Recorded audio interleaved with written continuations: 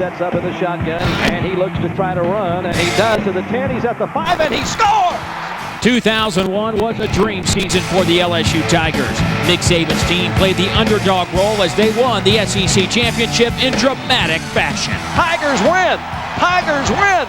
And LSU is the 2001 SEC football champions. Now the challenge is to defend the title. Gone are the leading passer, receiver, and tackler from a year ago. But in their place, some true heavyweights of their own. Today, Mississippi State comes to town. The last time these two teams met in Baton Rouge, the Tigers escaped with a win in overtime. Jackie Sherrill hopes that his Bulldogs can get away from the Tigers' den this afternoon. It's always a party in Death Valley.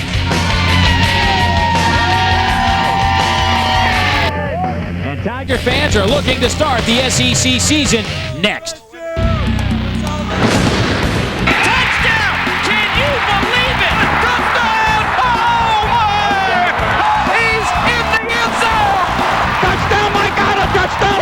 Touchdown, Tennessee! It's the 79th year of football inside Death Valley in Baton Rouge. And today, number 22 LSU plays host to Mississippi State. It's our SEC Game of the Week right here on Jefferson Pilot Sports. And hello again, everybody. I'm Dave Neal alongside my partner, Dave Rowe. People were concerned about Tropical Storm Isidore hitting this area. Baton Rouge, luckily, Dave, they kind of skated away with not much damage, just a few inches of rain. So the field, pretty good shape. We always come into games talking about offensive players. Today, we're going to go to some side you like. That's Amen. The defense. And we've got two great linebackers, Brady James and Mario Hagan today. Oh, Brady James, I love him. Great skills, strength, range, sideline to sideline, knowledge, preparation, and confidence. He says, I'm good and I know it. Mario Hagan, he brings many of the same skills. Hagan leads by example. You know, you're out there, you're tired, you're moving around, you got some doubts. There's 89, and he plays full speed, Dave. Mario Hagan. They will count on him heavily this afternoon against this LSU offense that seems to be gaining some momentum. But first of all, we will see LSU on defense. Mississippi State won the toss. They deferred. And LSU will kick off to start the game. At the goal line, Fred Reed. Fred Reed to the 15, dives forward. Flag comes down at the 15-yard line. A return of 20 for Fred Reed. The old face mask against LSU. Doyle Jackson, our referee today.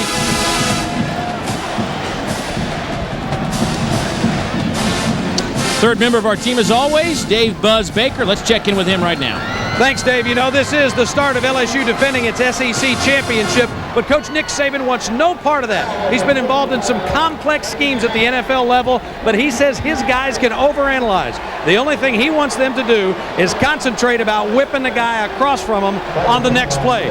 Field, you mentioned, it's in good shape. It was uncovered, and it is soft in spots. Thanks, Buzz. Yeah, not a lot of grass on the turf here at Death Valley. Get a little sloppy in the middle. Fant to throw on first down. Pass a little bit too high. Falls incomplete. Intended for Terrell Grindle. Let's take a look at our Chevy starting lineups for Mississippi State. There is the man we just spoke of. Grindle had a couple of catches against Jacksonville State. Dante Walker at tailback got a little bit of a bruise on his shoulder. We'll see how he plays today. Up front, these guys are gaining experience as we go along. The big man up front, Donald Tucker, 6'4", 319 pounds. Kevin Fant has really been, when you look at his numbers, the 4 games that he started, the last 4 games going back to the end of last year, he's put up some awesome numbers. They hope that he can put up some awesome numbers on the scoreboard this afternoon. Here's Walker. Picks up about 3.5. Brady James led the way on the tackle. Well, the important man in the middle is number 11, Brady James. He's got great range. We talked about him. Look at him slide, square to the right to the hole, gets in there, and he'll be on a lot of tackles today. Chad Lavallee also in on that tackle, but Brady James, a guy with a great attitude, a great motor, and we'll see him at the next level. There's no question about that. It's a 3rd down and 5 with 3 receivers in the game for Mississippi State. Comes some pressure from LSU. Single setback. Pass is caught by Ray Bivens, and he gets back to the line of scrimmage, and he stopped right there. Our Chevy defensive alignment for LSU this afternoon will look like this. Marcus Spears with a couple of sacks this year. Brady James heads up a trio of linebackers that are pretty good despite the absence of Trev Falk, who went off to the NFL. Demetrius Hookfin in that secondary. 6 PBUs. Pass broken up this year, tied for the top spot in the Southeastern Conference. And speaking of the SEC, few have done it as well as Dominic Davis, who returns the punt for LSU and the kicks. This is a low line drive kick that Davis will take at the 22. Dominic Davis trying to find some room. Davis, Dominic Davis, Davis across midfield. Listen to the roar as he goes the distance.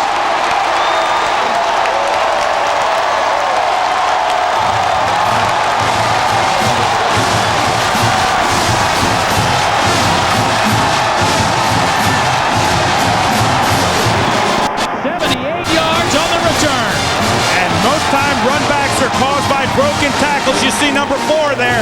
That's Miles Randall. He misses the tackle, and Davis is off to the races. And I tell you what, Dave, as John Corbello comes in for the point after, it is up and good. Dominic Davis has had a couple of punt returns, kick returns for touchdowns this year, but they've been called back. He finally gets one in the end zone. LSU leads it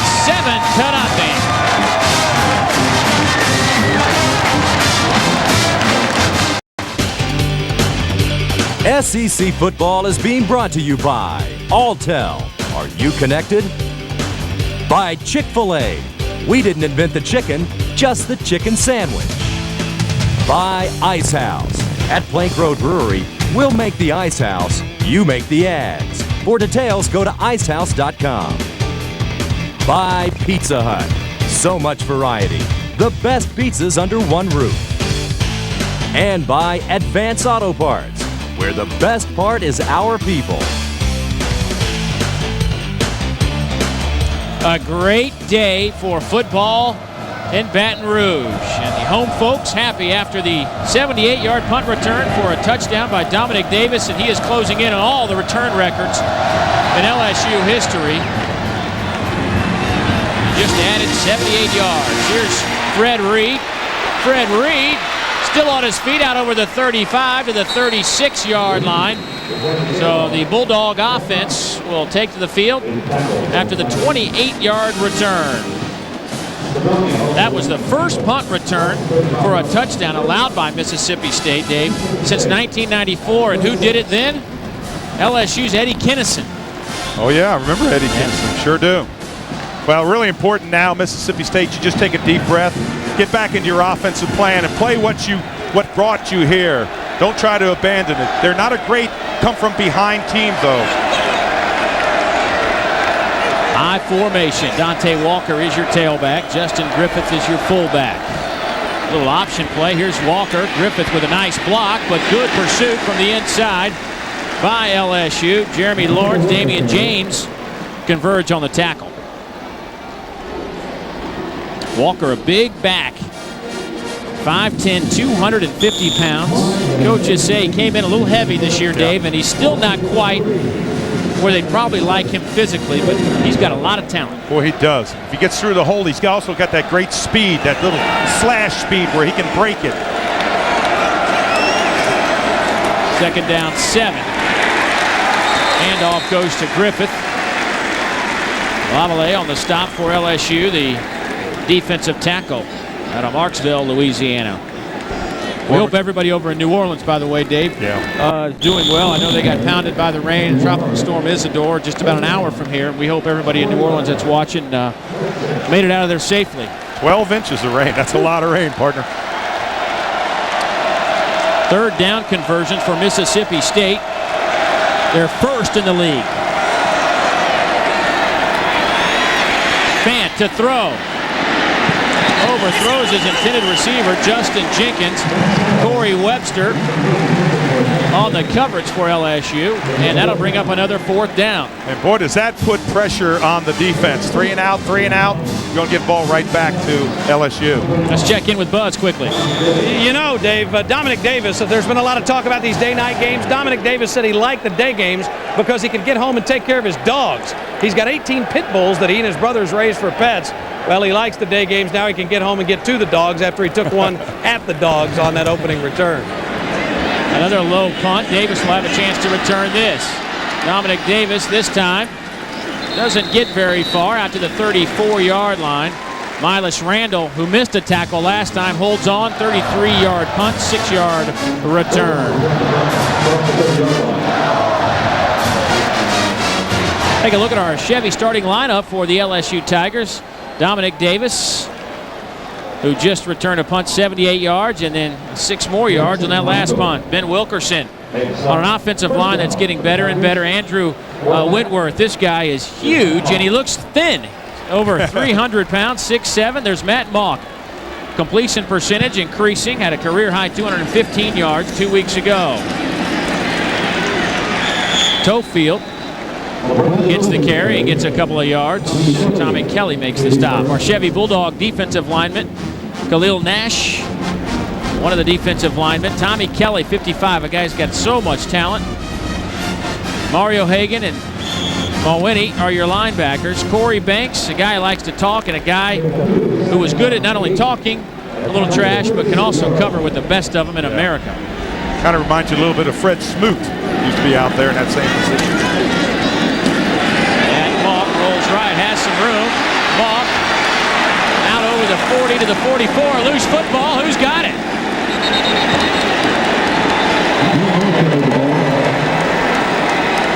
Haven't seen a signal yet. It'll be Mississippi State football. Rico Bennett recovered the fumble.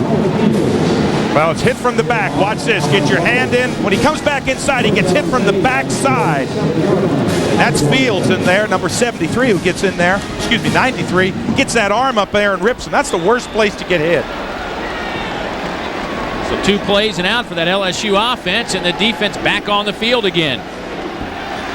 And it's great field position for Mississippi State. I formation on 1st and 10 from the 47-yard line. Boy, Fred Reed tripped coming out of the backfield. That field right around the Tiger Eye at midfield, just not in very good shape. Yeah, when that right in the middle, you see how soft it is, and that really that just causes the play all to break down. You've got to hit when those guards open that little seam. You've got to be at the hole. One step makes a huge difference. Results in a yard loss. And at 5'9", 185 pounds, Reed's not a guy that can certainly run over anybody. Fant swings it out, has plenty of blocking, and then slips again. Dave, I hate to keep bringing this up, but as we walked around the field today, let me just explain this a little bit. Of course, there was 4, 5, 6 inches of rain here in Baton Rouge a few days ago. There's not much grass on that field, meaning that it becomes a hard, almost clayish turf that you're running on. Yeah, these runners are used to see how quickly he steps and just kind of feet slide out. They're used to those little short jab steps, get that speed. And Jackie Sherrill knows that they're best on a fast track. This is not a fast track. 3rd down and 8. And movement on the right side, Justin Jenkins. That's going to that's the kind of penalty you don't want to have. Make it now your 3rd down 13. Yeah, that's illegal movement.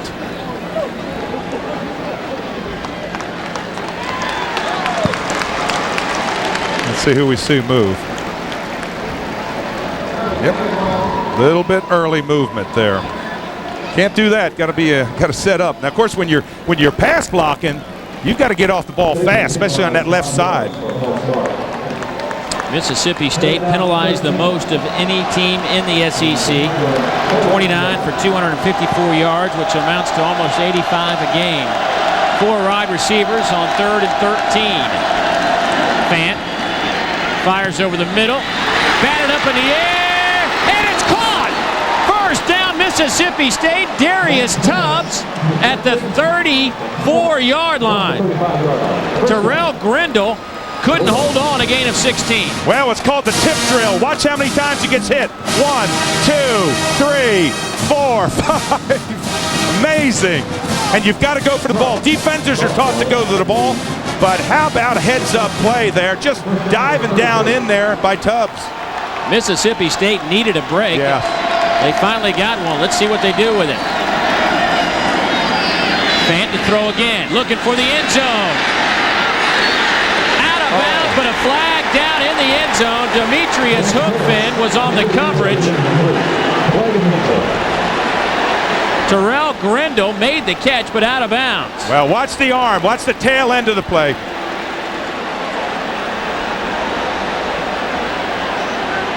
Wait for the flag from Doyle Jackson. The call from Doyle Jackson is Nick Saban out on the field.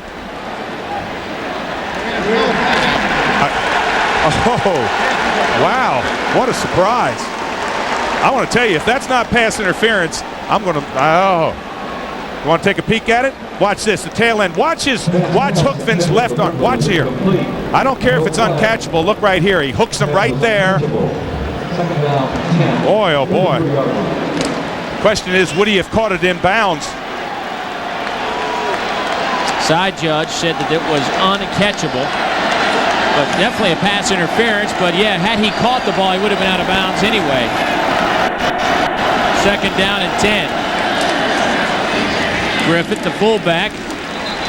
Not much room, maybe a couple of yards on the carry. Well, it is really important for Fant to come away with points. When you get the football and you get great field position and your defense has just been scored on or a return, you've got to come back out, move those chains, and make a first down and get some points. They're not in field goal range yet. Sparky Woods, the offensive coordinator for Mississippi State. He is closest to us. Trying to figure out something that'll work here. The batted ball thing worked pretty well. Yeah. I don't think they want to try that again. 3rd and 8. Fant again. Pass caught. That'll be close to a first down. They'll give it to him.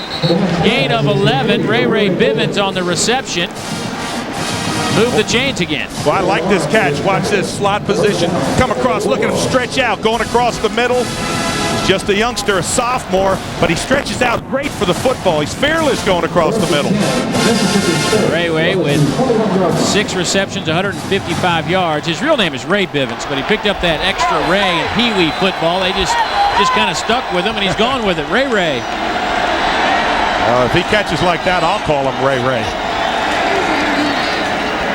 Little dipsy-do for Mississippi State.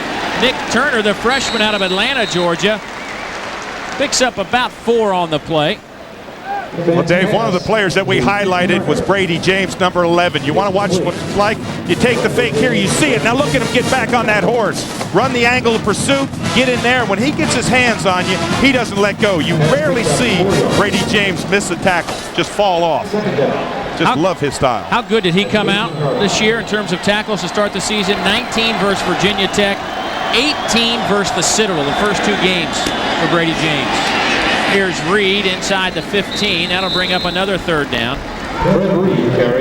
That red zone that we just saw moments ago from Mississippi State. Here's a team that's good on 3rd downs, good in the red zone. They're 10 of 10, 9 touchdowns and 10 opportunities. Nobody does it better to this point in the SEC. And you know, it's interesting, as we just saw Jackie Sherrill there, charts his plays, knows exactly what he wants to do. He's always writing stuff down, always has a plan. You see him there, pencil in hand. Another 3rd down, 3rd and 4. They swing it over to Turner. Nick Turner, first down inside the 5. Demetrius Hookfin runs him out of bounds. And boy, Mississippi State has come up big on 3rd down conversions after the gain of 9. Yeah, watch the block right there by number 8. That's Justin Jenkins. Good block downfield. Get in his way, drive him off the ball. That's what you call coordination between the running back coming out of the backfield, swing out, pick up that block, pick up yards. Bulldogs 3 for 3 on third down conversions on this drive. First and goal. And here come the 91,000 Tiger fans to make a little noise.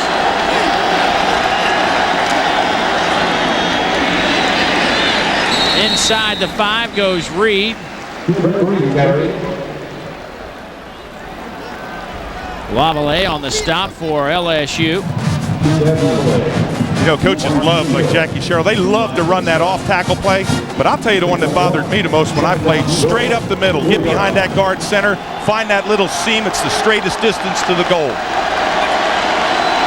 Second and goal. Darnell Jones, your fullback. Reed, the tailback. Fant checking off at the line of scrimmage.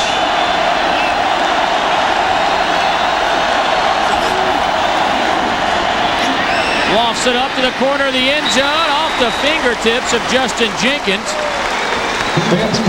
That'll bring up a third and goal. Randall Gay with good coverage for LSU. Yeah, it's a flare out to the, now watch this. He looks back at it. He just has to time this because that ball is right there on his fingertips. You've got to catch that football. Look at this. Plenty of room. You don't short arm it. You just got to catch it. Great position on the defender. Got to come down with it. Great throw by Fant. Couldn't throw it any better. Absolutely. 12th play of the drive coming up. Sparky Woods, what will he call on third and goal?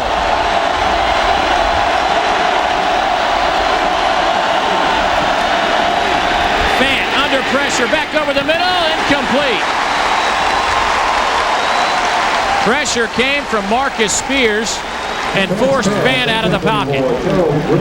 And here comes the field goal unit. Well, you've got to come away with points. This is a smart play. Jackie Sherrill knows that they can't get the football back over and in the great field position and come away with nothing. This will pick up your defense a little bit. Here's Brent Smith, the junior, attempting a 20-yard field goal. It is up, and it is good. So Mississippi State answers. They put up 3 on the board, now trail by 4. We'll come back to Baton Rouge after a word from your local stations. LSU 7, Mississippi State 3, 5:02 to go in the first quarter. And there's a little example of that turf getting chewed up already. We still have plenty of time to go in this football game. Hopefully it'll hold up long enough. It's already affected a few of the plays today. Kickoff is deep. Dominic Davis stands at the end zone. Let's check in with Buzz, who has a little something on Dante Walker. Has not been injured, did not practice much this week, but just has not been given the football yet today, though. The impressive thing about that drive, though, Dave, was the starting center, Chris McNeil, went out about halfway through with an injured left foot. They've taken him to get it x-rayed, and they had a flawless seam with Blake Jones coming in at the center spot. Those two guys have been battling back and forth, and this Mississippi State offensive line not happy behind me that they didn't get the ball into the end zone.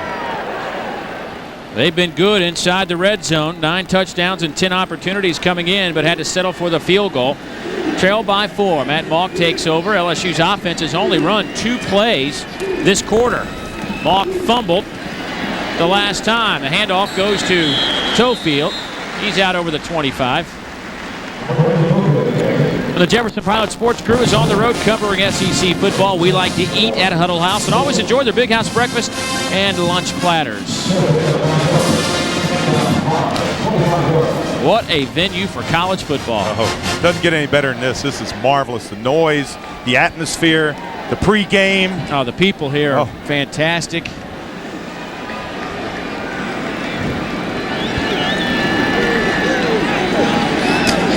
Here's Tofield, takes the pitch. LeBrandon Tofield out over the 40.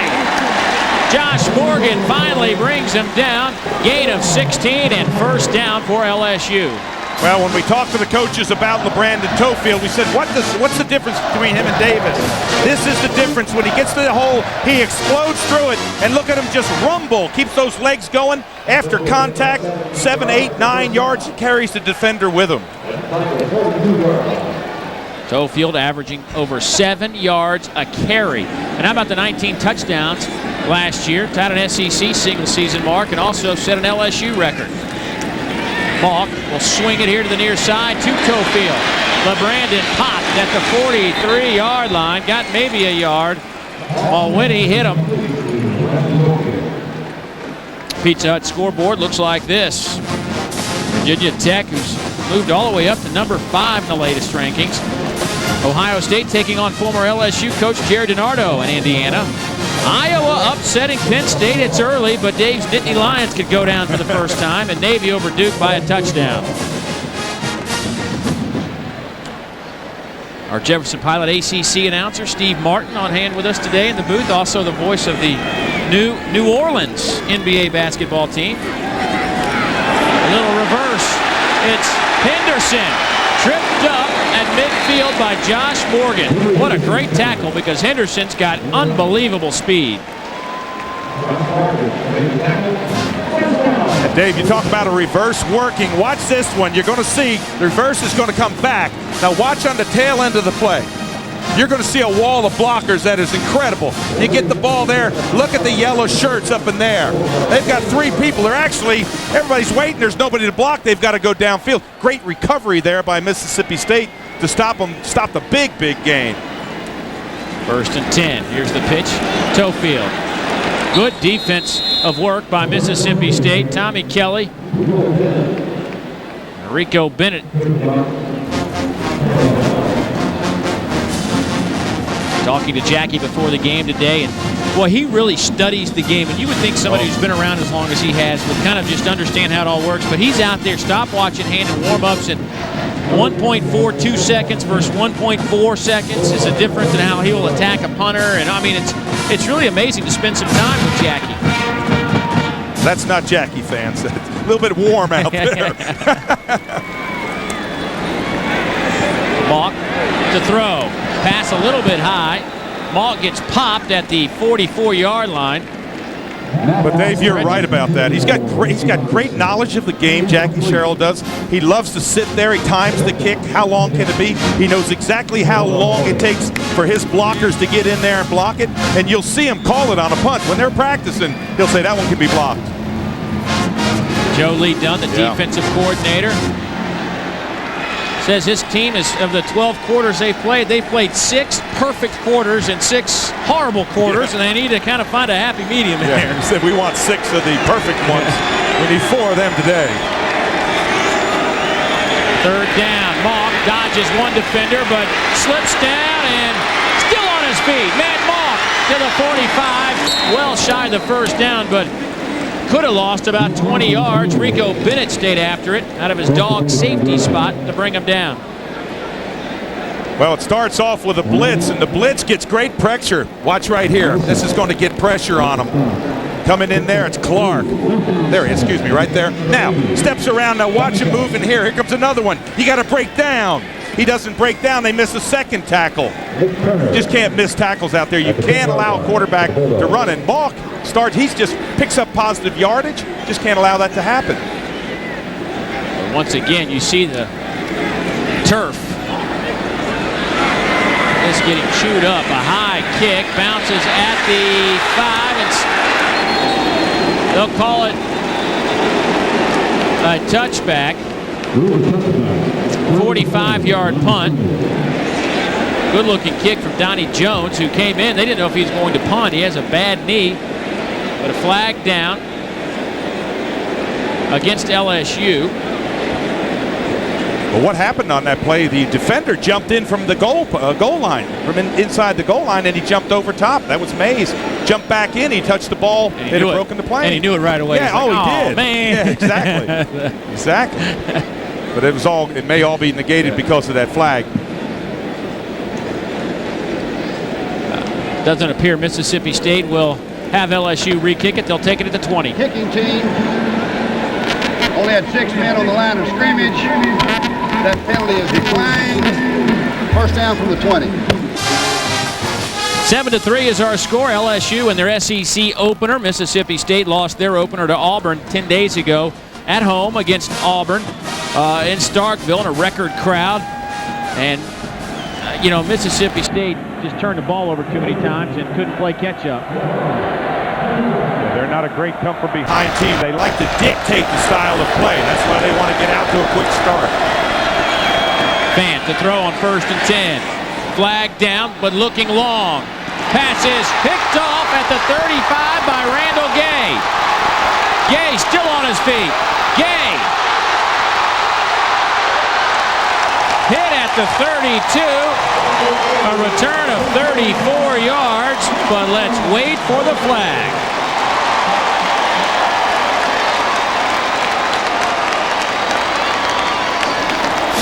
All of a sudden you hear all this crowd take a deep gasp because the flag's on the play. There's a discussion going on as to what it was. In the neutral zone, lined up. Look at Nick Saban. He doesn't like mistakes. Now what's the first thing you say is, who is it? Wow. What a huge turnaround. We're talking about having the ball on the, 24, 25-yard line. They line up in the neutral zone. You just can't have that. Heck of an interception, though. Great play. Gabe just plays great inside position. He goes up high. He takes the ball away from Jenkins. And now he picks up those blockers. And I'll tell you that, the LSU blockers, they know what to do. When they intercept the ball, you see them all running and sprinting downfield, picking up blocks. But Gay turned his head right as Jenkins turned his head to kind of go back and look for the football. I mean, it was just a great play defensively, but it's taken away by a defensive penalty. So it's now 1st and 5 for Fant and the Bulldogs.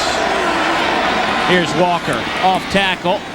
Gets maybe 3 on the play. That'll bring up a 2nd down and short. Brady James with his 3rd tackle along with Norman Lejeune out of that safety spot. Dave, you know, we talk about players and when they're nicked. That's the difference right there with a Dante Walker. When he's nicked, he's just a half a step slow getting into the hole.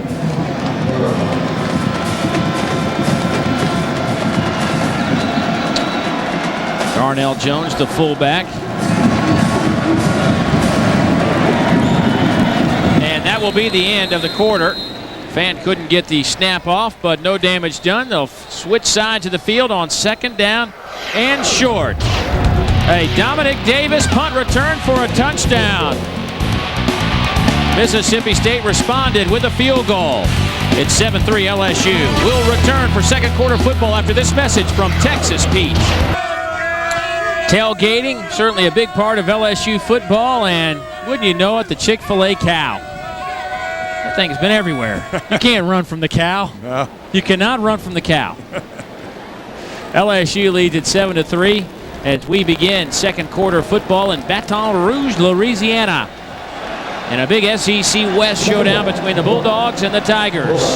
2nd and 1. Darnell Jones, your fullback. Walker, your tailback, I formation. Fant will throw. Look like he's going deep. Overshot his receiver, intended for Ray Bivens, who had a step on Randall Gay, but Fant just overthrew him. Our Gatorade 1st quarter stats look like this. 1 passing yard, but really there weren't many plays for LSU in the 1st quarter. I know their first drive had 2 plays. It's like 8 total plays, I believe. Yeah.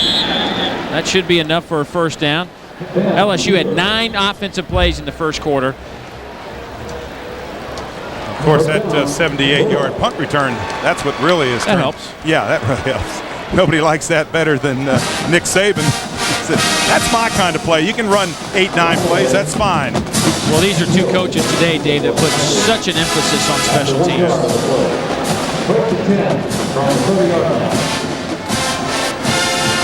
1st and 10. Grindle and Jenkins, your receivers. Walker splits up top, all 250 pounds of them. Jones, the only back behind Fant. Fant, quick throw behind his receiver, Terrell Grindle. Jackie Sherrill, the longest tenured coach in the Southeastern Conference, and he has 4 former head coaches on his staff, but that's exactly what he wants. Joe Lee Dunn was an interim coach in '94 at Ole Miss, and of course Curly Hallman was a coach here at LSU, and Sparky Woods up in the booth calling the plays was a head coach at South Carolina from '89 to '93. And he spent 6 years at App State, and Joe Lee Dunn down on the field. So Jackie has surrounded himself with a lot of head coaching experience. Jarius Norwood, speaking of experience, has hardly any. The true freshman out of Brandon, Mississippi, gets brought down by Brady James. Oh, we're going to see a lot of number 11 today, Brady James. In the backfield, he's 3 yards in the backfield making tackles. Loves to sneak up through that game. He's got tremendous confidence. When he comes up to the line, he knows where the play is going. Said, hey, this is my year to excel. That's why he came back, had a lot of unfinished business. He'd already accomplished quite a bit. What else he's got to do? Well, it was great talking with him yesterday. He's just a fun guy to talk to. 3rd down and 15. Fant steps up in the pocket. Hit as he throws. 4th down coming up. And that's a coverage sack. This is a coverage sack. When your quarterback sits back there, he's going to drop back in here. He's in shotgun, drop back. Wait. You just can't take this much time. Eventually, that pocket's going to collapse, and you get that pressure on you. You've got to look downfield. You got to make those decisions a little bit quicker. They'll be telling Fant that on the sideline. Jared Cook to punt for the Bulldogs. Averaged 48 yards on 5 punts against Auburn last Thursday. Low line drive kick. Roll inside the LSU 40. And actually not a bad punt of 36 yards because there's no return. And with Dominic Davis back there, anytime you can get a net 36 punt, you've done pretty good. We'll return to Baton Rouge after this message from Advance Auto Parts.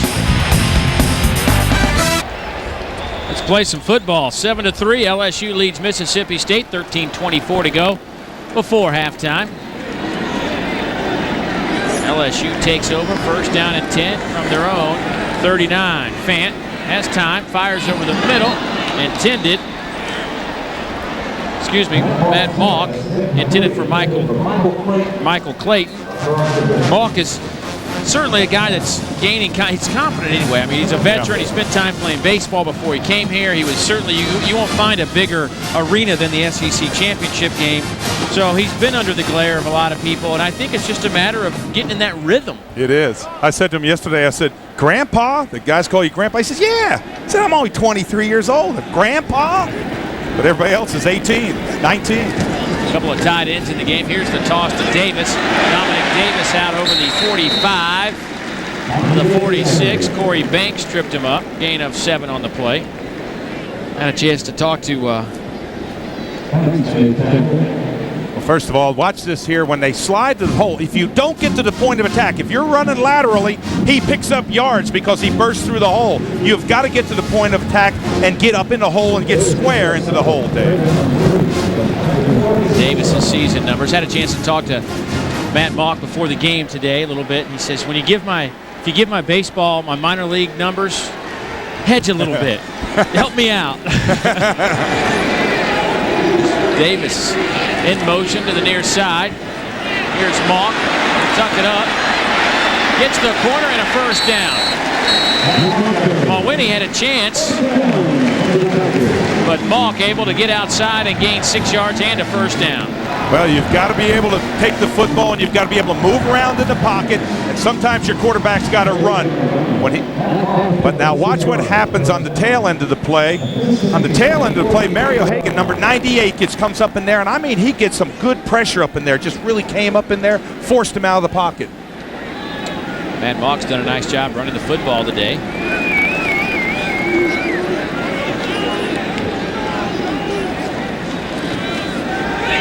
Oh, a lot of time. Oh, Mock going up top into double coverage, batted around, and probably should have been picked off by Josh Morgan. Michael Clayton was the LSU receiver, but Mock threw it right into double coverage. Boy, a lot of time for Matt Malk to sit back there and look downfield.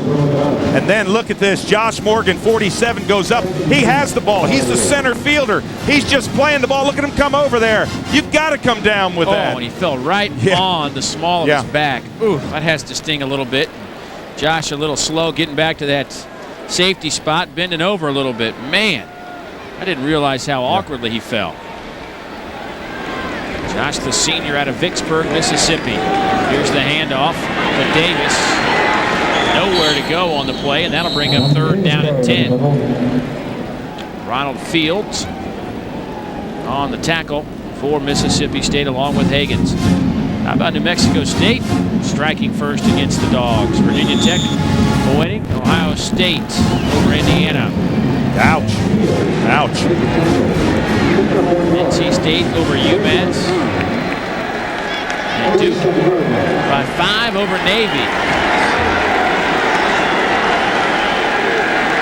3rd down 9. Ball rest at the 47. Hawk fires over the middle. Behind is well, it was either overthrown to Michael Clayton or behind Jarrell Myers. It was one of the two. Either way, not in the right spot. Well, you talk about pressure. Watch Willie Evans level the quarterback. Number 36 just runs over him. They moved him into that nose tackle, and I mean, he comes off the ball fast. Dave, Willie Evans is a guy that until this week was playing fullback for Mississippi State. Couldn't get him on the field. They like him as an athlete, so they moved him over to a nose tackle and playing his first snaps this year on that D-line and nearly got himself a sack. Left-footed punt of Donnie Jones sails into the end zone. 47-yard punt. O'Brady James. Oh, what a player. You want to play linebacker? There's the man you play like. He's got great range along the line. Look at him run to the ball.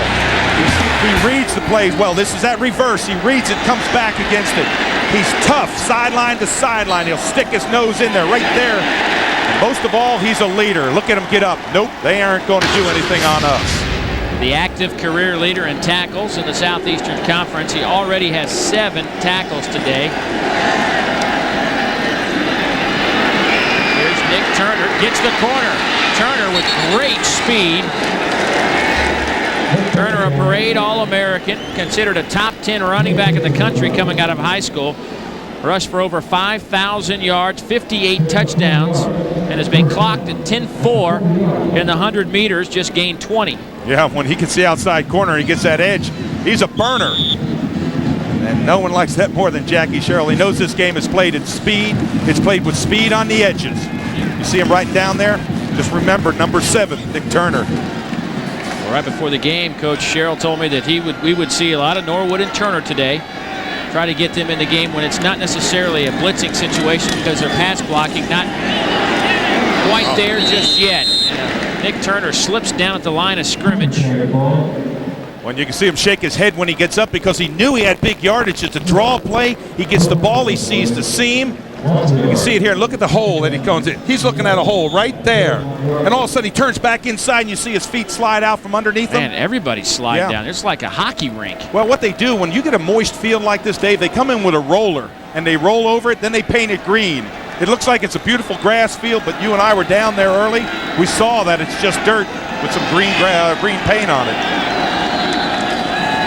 There's Fant under pressure, lofts it up to his tight end, off his fingertips.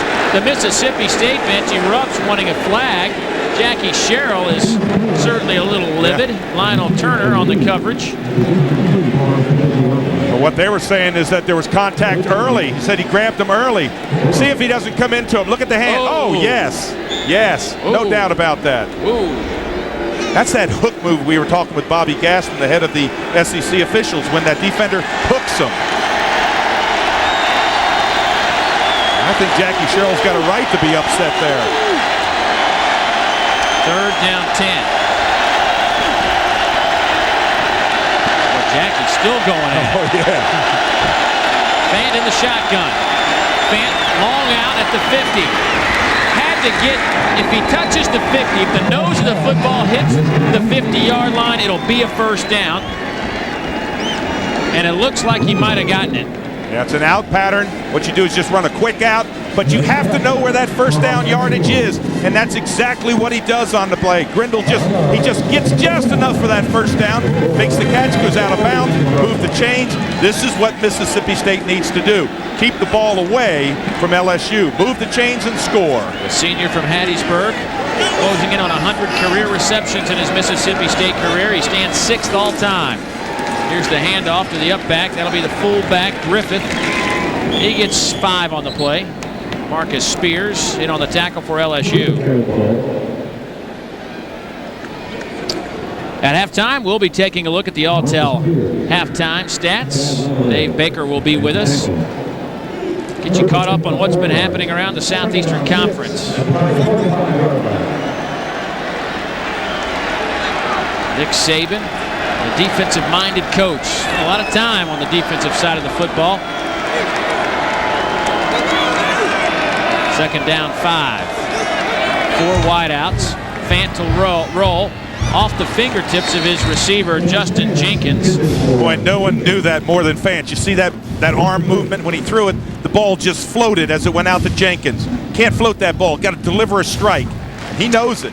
That's part of learning. Both teams, though, Dave, have really had a tough time with their receivers. There have been a lot of passes that these groups of receivers, and they might be really LSU Mississippi State has tremendous athletes at the wideout spot, but their receivers have been dropping some balls. Will Muschamp, the defensive coordinator, former Georgia Bulldog football player, just 31 years old. Fant fires across the middle. I'm sorry. You can't drop that. You've got to catch that. Darius Tubbs, the intended receiver, and hit him right in the numbers. This is a perfect pass. Just an in pattern. You got some separation. Look right there at the top of your screen. You've got to catch that. You don't catch it up against your body. You catch it out with your hands. It bounces off those shoulder pads and chest pads. Couldn't throw it any better. No. Dominic Davis stands at the 10 as Mississippi State will punt it away. Jared Cook. It's a high kick. Davis will call for the fair catch at the 11. A 34-yard kick, and that is where LSU will take over. Davis has provided the only excitement offensively for LSU with a 78-yard punt return for a touchdown. LSU leads it by 4. Back after a word from your local stations. Gorgeous day in Baton Rouge, Louisiana. LSU leads Mississippi State 7-3. The Tigers have beaten Mississippi State 9 of the last 10 times. And you have to go back to 1991 to see a Mississippi State victory here in Baton Rouge. Hawks pass is complete, but a great defensive play and then a fumble. Josh Morgan picks it up. Josh Morgan inside the 5. First down, Bulldogs. A 16-yard return. Corey Banks caused the fumble on a big hit. Boy, out in the middle of the field, you have got to wrap him up, and that's exactly what Corey Banks did. Watch number 2, top of your screen. It's going to hit Henderson right through him, and you see the ball come up. And how about Josh Morgan, 47? He knows what to do with it when he gets it. Pick it up and run. And Dave, how about this? That is just the 3rd turnover gained by Mississippi State this year. Joe Lee Dunn told you that we got to start having some turnovers. Yeah, no interceptions. They had no interceptions before that. He said, we just have not turned the ball over. This one here is perfect for him. The pitch. Here's Walker. Touchdown, Mississippi State.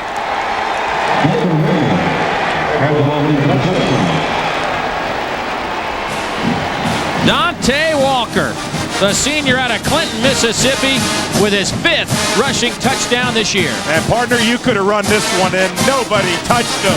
Big wall of blockers out in front of him. Not a hand laid on him. All of a sudden, the momentum turns back to Mississippi State. We talked that they don't like to come from behind. Now they're ahead. They can start to play their kind of football game. Mississippi State trying to figure out what's going on with this point after. I think they're missing someone. You see the coaches are out there. Look at Jackie. Oh, Jackie is having to burn a timeout. On on a point after.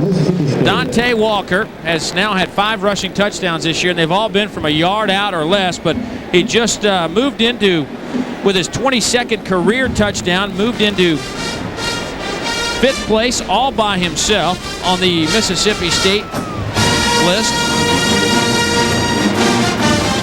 Bad shoulder and all.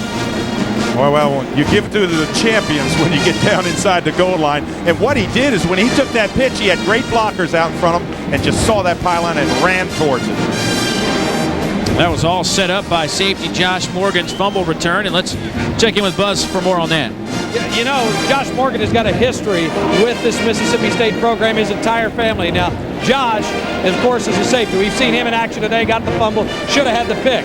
His brother, Rob, is a former MSU quarterback who's a grad assistant. Brother Brett is a true freshman on this team. His dad, Robert, is the coach at Warren Central High School. He's won a couple of state championships. They were playing last night, and they couldn't make it to the game, but already a big play that they're no doubt enjoying at home. Absolutely.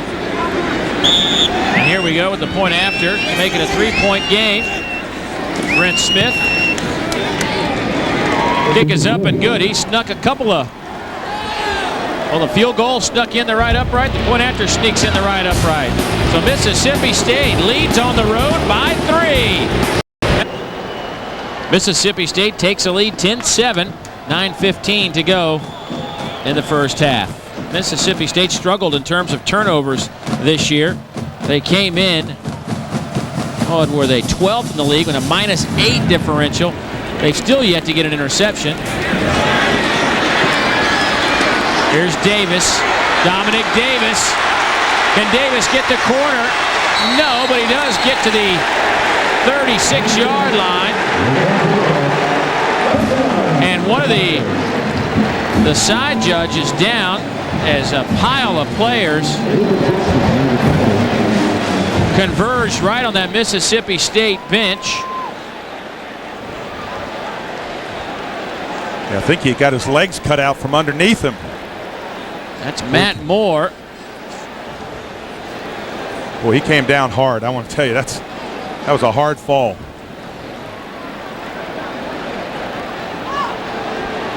Maybe we can see this on the tail end. Watch him to the right of your screen. Watch and see it right in there.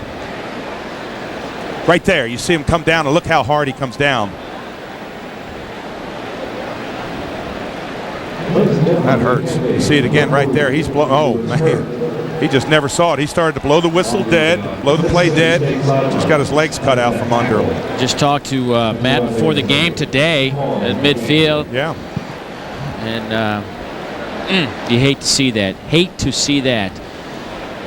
Of course, you've got 2 fantastic staffs, the Mississippi State staff over there, and getting some help from the LSU crew. And it looks like they're going for the cart. He may have really done some damage to it may have done some damage to an ankle. They're looking at that lower left leg, it appears. Well, when he went down, Dave, I saw him lift his head up and look over, and you could tell he was telling him he was hurt. Jesse Dupay is our alternate referee today.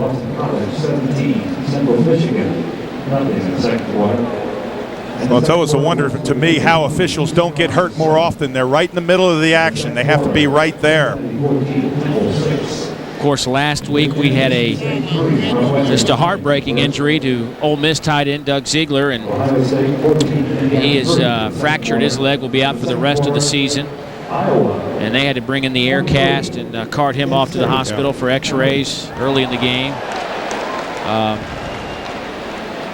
Tough being these officials. Oh, it is, because you're right out there. I mean, all of them. I mean, you're right out in the action. You have to be so close to make a call. People don't realize that the officials have to be in great shape. They're not just guys out there doing weekend duty. They train, they run, they jog, they lift weights. They're in pretty good shape. And Matt Moore really had no chance to kind of brace himself. He had his back turned to the field, and Ryan O'Neal came in and caught him from behind.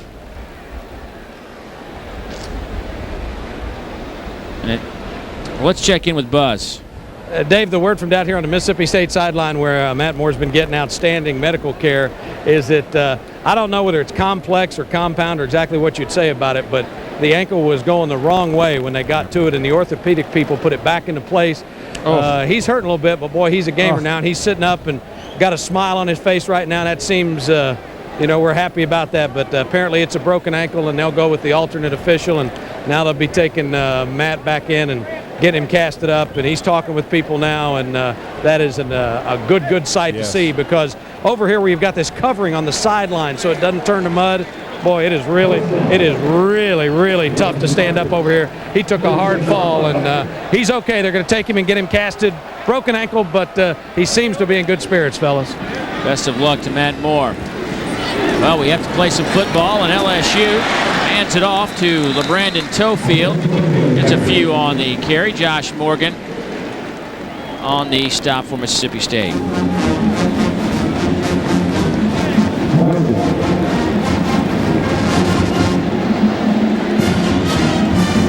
We talk about the alternate official. These officials, as he gets wheeled off, these officials they've got a great program where if someone gets hurt, someone gets dehydrated or something, they can bring in another official, just takes his place. They don't miss a beat. Second down for Tofield. First down marker is at the 46.5-yard line of LSU. There's Jesse Dupay, the alternate today, who is now on the gridiron. Yep. Big play here for Matt Malk. Got to pick up this first down. You don't want to give it back to Mississippi State. They've just had a turnover. They've just had good fortune. Their defense is rising up. If you're going to throw it, you got to throw it safe. Third down and 3, 4 wideouts in the game. Hit as he throws. That's a fumble. A pile up at the 35. Mississippi State says they have it. The LSU defense comes onto the field, and for good reason. The second fumble recovery today for Mississippi State, and they're in LSU territory. Well, it's called a Joe Lee Dunn defense, and it's a smothering defense. Tommy Kelly, number 55. Just roars in there. Look at, nobody touches him. Great hit. You see the arms not going forward. Jason Clark recovers the fumble.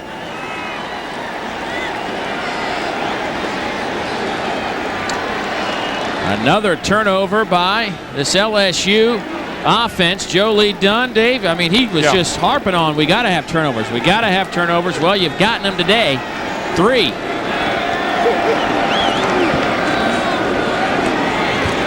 Dante Walker nowhere to go. Brady James met him in the hole. 8 tackles now for James in the first half. And now when you get turnovers, you have got to score points. We talked about that early field goal on the turnover. Then they did the touchdown. Now you've got to be able to drive the length of the field. That's Sparky Woods' job. Got to get this offense moving. Got to put points on the board. Mississippi State's offense has really had bad field position this year. And now Sparky Woods has some good field position, and Will Muschamp, the defensive coordinator, will have to figure out a way to stop this Bulldog offense, and that's a good way, and that's keep Dante Walker in check. And you know what's interesting on watching that run? I didn't like this run. You don't tippy-toe up in there. That's not the Dante Walker that I'm used to seeing.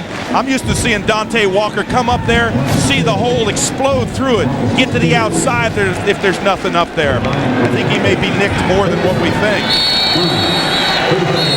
And I think there's a stoppage in play.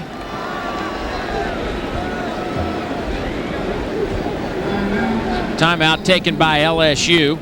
And Nick Saban gathers the troops. And speaking of Coach Saban, he certainly has added an SEC title to his resume. And now the challenge is to get his Tigers prepared to repeat that championship, which is mighty tough.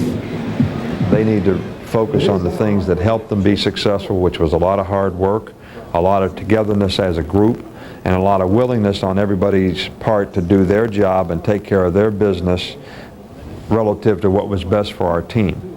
And if we can do that again, we probably have enough good players to have another good football team. Whether we can win another championship or not, that's why we play all the games, because I think there's a lot of good teams in our league. There are a lot of great teams in this league, and what he was able to accomplish last year with this team, who they were 0-2 and had a chance to go to 0-3, but rallied against Kentucky last year and turned their whole season around. And they began to believe in the Nick Saban way and rode it all the way to the SEC championship game and a Sugar Bowl victory over Illinois. And Brady James, part of the reasons why. Trev Falk, Jeremy Lawrence, boy, they made up the best trio of linebackers, perhaps. Yeah, they believed, they dominated, they just came in, completely took control of the football. Trev, by the way, picked up by the Dallas Cowboys this week. Here comes some pressure from the safety. Pass complete out at the 30. That's Terrell Grendel, tripped up right about the 31. He'll be about 6 yards shy of the first down. So look at the pressure right up the middle. They pick him off, give a little bit of time to Fant to look out into the flat. When you pick him up, you've got to be able to read that as a quarterback. You've got to be able to get rid of the football fast. Wow, this will be a long field goal. Boy, it will be. 47-yarder. Brent Smith, his long is 27 yards. Smith's kick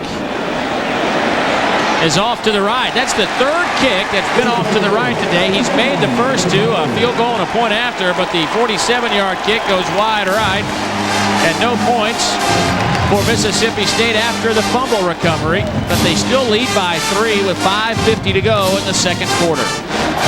Big stop that time by LSU. They needed it. They had to come out. They couldn't allow more points to get on the board. That Brady James-led defense, they answered it.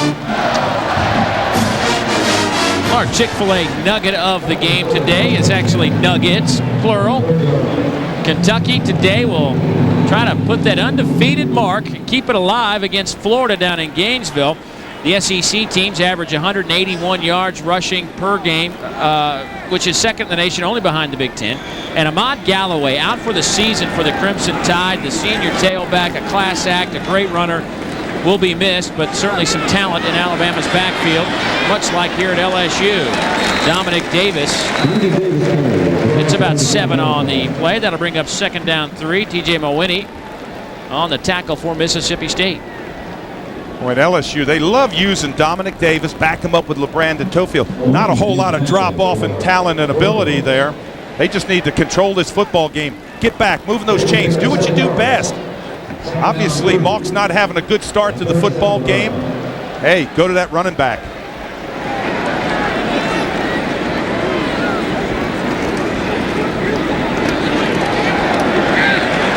Davis will pick up the first down. Out over the 40. Khalil Nash on the tackle for Mississippi State. You know, this is an interesting play. Not really a big hole in the line, but he just gets behind him and just kind of finds a little seam in there and rolls up. Sometimes that's just what you have to do. You got to get behind those big offensive linemen and just kind of root them out a little bit. 2 plays, first down, keep it on the ground. Don't do anything fancy now. A couple of tight ends in the game for LSU on 1st and 10 from the 42. Handoff goes to Davis, still on his feet to midfield. Gain of 8 on the play. Mario Hagan he runs to the football so well.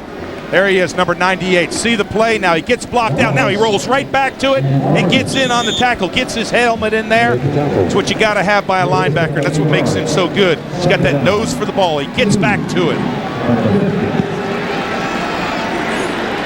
Second down and 2. A chance to keep the drive alive here. And then some. Dominic Davis driving his way inside the 40. Gains 13. Josh Morgan finally brings him down along with Wallace. Well, when it's going, and it's right now it's the running game for LSU. Big man on big man. Look at that balance. Don't lose your balance. Rip on through there, carry people. Davis just doing a super job in there. Davis, 6 carries, 41 yards. Of course, also has a 78-yard punt return for a touchdown to start this game for LSU, but Tigers haven't done anything since except turn it over. Just keep on running it. Davis inside the 35. Some extracurricular activity going on After the play, Mario Hagan makes the stack. Mario has been pretty quiet today. Yeah, he has been. He hasn't been the factor that Brady James has been. He only has 3 tackles. James, I believe, with 8 for LSU. Well, this is such an important drive for Matt Mock. You got to keep the chains moving. Now you're taking control of the line of scrimmage. You're running it down their throat. See if Mississippi State doesn't try that blitz, that controlled blitz on the run to try and get him in the backfield. Davis again. Dominic Davis. He's just powering his way, carrying Bulldog defenders with him. 11 on that gain. First down LSU. Morgan and Hagan converge on the stop. Excellent block up front by the fullback, number 30 in the hole. He's going to get a block, and then find that seam and get to the weak side. As you come up into the line, follow your fullback now. You see that seam back there? Great block by Solomon Lee, number 30. Boy, they're eating up yards now, Dave.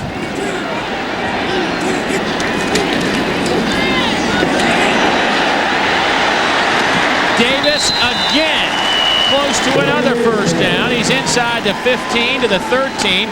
Slovakia Griffith finally runs him out. A gain of 9. Get to the outside, utilize that speed, pick up the blockers there. You see Peterman 72. Good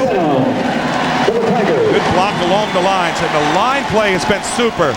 See right there, there's Peterman 72. You get out there, look at that block. Just knock them off their feet, get downfield, find that little seam. That's what you need.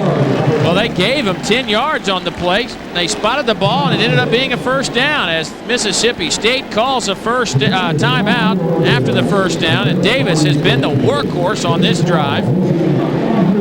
Not only are they chewing up some clock, but they're gaining some confidence, averaging 7 yards a carry. Well, they're not doing anything fancy. They're just taking the football and they're stuffing it right down Mississippi State's throat. Mock doesn't have to do anything fancy. Just run it. Well, Matt Mock can just kind of watch. And Matt Mock did a lot of watching in a minor league baseball career because he was the catcher. Had a chance to check out the whole field in 3 years of minor league baseball and was a 3rd-round draft selection by the Cubs in '97.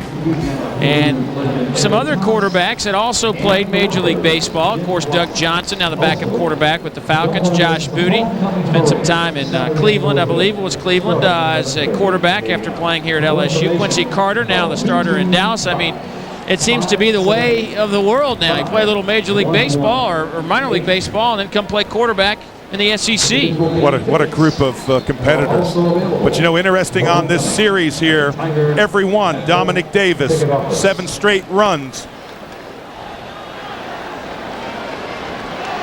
Now this is where you can't get cute. You can't just turn around and say, oh, hey, we're going to try a pass right now.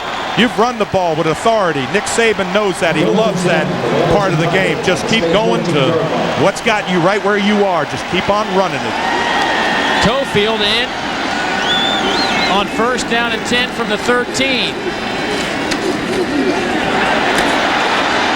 Toefield to the 10. Hagan holds on for his 5th tackle. Mario out of Clarksdale, Mississippi. Good block. Watch this. Again, following Peterman, 72 right there. Just get that block, get to the outside. But a good play there by Hagan. Come through the line, make the tackle.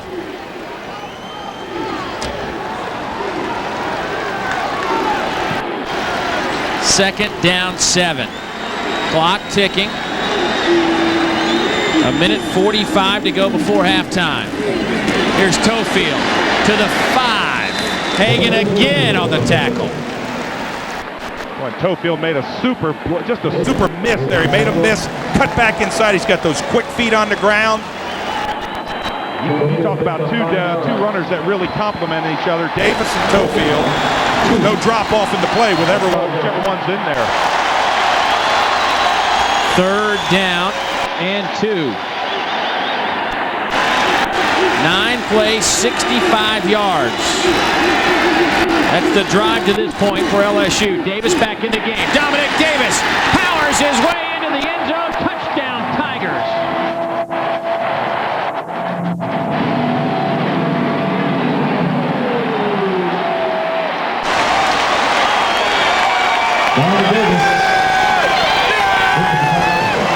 talked about no drop-off. Boy, he just runs over him. 55 is Tommy Kelly. He just misses the tackle. And look, he just runs over top of Griffith, number 25, into the end zone. Dominic Davis with his 3rd rushing touchdown this season. That was really his drive. So it's fitting that he would score the touchdown. The point after from Corbello is perfect. And LSU scores with 1:03 to go before halftime to take a 4-point lead. Remember, 10 days ago, Auburn scored late in the second quarter to take a 21-7 lead over Mississippi State. Well, a couple things work on this play. Offside guard coming out here. Good block by the fullback, and then get to the outside. It's worked 4 or 5 times on that play. See the pull? Good kick out by the fullback. Now just follow the running. Just ram it into the end zone. 10 plays, 10 runs, nothing fancy. Touchdown. Stay tuned. Dominic Davis, 76 yards on the ground. Stay tuned. Coming up at halftime, we'll be highlighting the best in the SEC, presented by Don Pablos. That's coming up in 1 minute, 3 seconds. Matt Mock had the best view of that drive. Yeah, did he ever? That's not hard for a quarterback. But you know, that's really what LSU needed. They needed to get this crowd back in the game. They needed something to go down there and just play smash mouth football. They did. 10 plays, all runs. Well, LSU was only averaging 25 points a game offensively. That's 11th in the Southeastern Conference. They're 12th in passing yards, 6th in rushing yards. So they really needed to get some momentum. And I think, you know, when you can run the football like that, that helps every aspect of your offense.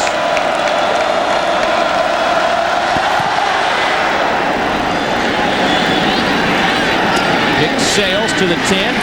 Nick Turner with it. Nick Turner out over the 35, and that's where he's brought down. Return of 26 yards. Reed and Turner nearly got into a little mishap trying to return that kick. They collided, but Nick Turner, this guy is going to be a star. He left Atlanta as one of the best players, not only in the state of Georgia, but in the country. And Mississippi State brought him in and perhaps had their best recruiting year ever in the history of the school last year, and it shows with a half a dozen freshmen playing. Absolutely, and I'll tell you this, he was so close to getting that one. Wow. There's another true freshman, Jarius Norwood, out of Brandon, Mississippi. He gets taken down by Spears. How about Spears showing a little bit of emotion here? They said, hey, the offense just drove the length of the field. They scored. I don't like the way Brady James is coming back there. Looks like bent over a little bit. He's just kind of catching a breath. There he goes. He's back to normal. He's a tough competitor.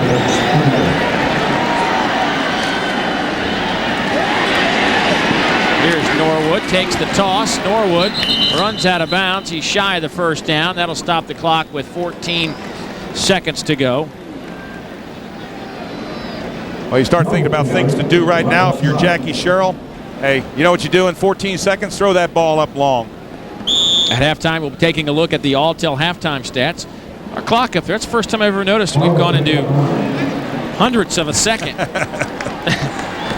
Like basketball. No, I mean that's even more. It's usually 14.1, but we can break it down even more. I love it. It's the JP technology. Brady James makes the tackle for LSU to end the half. Brady, actually there's a 7.2 seconds left, but 7.02. and a timeout taken by LSU, and this obviously is for good reason, and that is to give Dominic Davis a chance to return a punt. He scored once on a punt return today.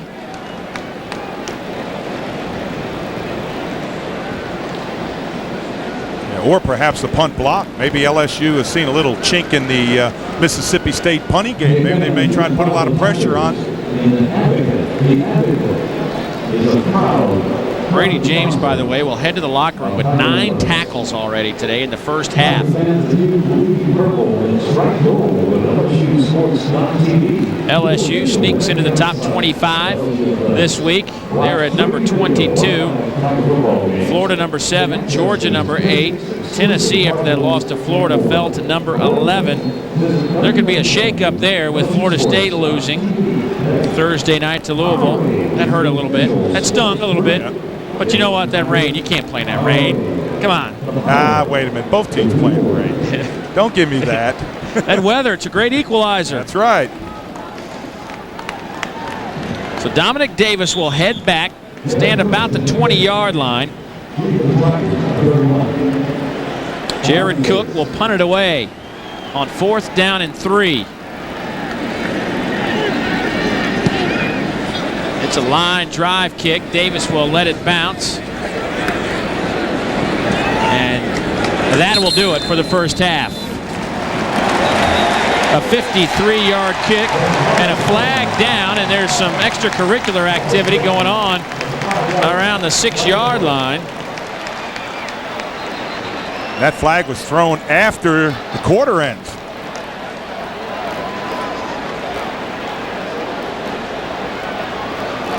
That'll be a personal foul, probably unnecessary roughness. Personal foul by the kicking team will be penalized on the kickoff for the second half. Boy, and that'll Mississippi State will kick off to start the second half. Let's check in with Buzz.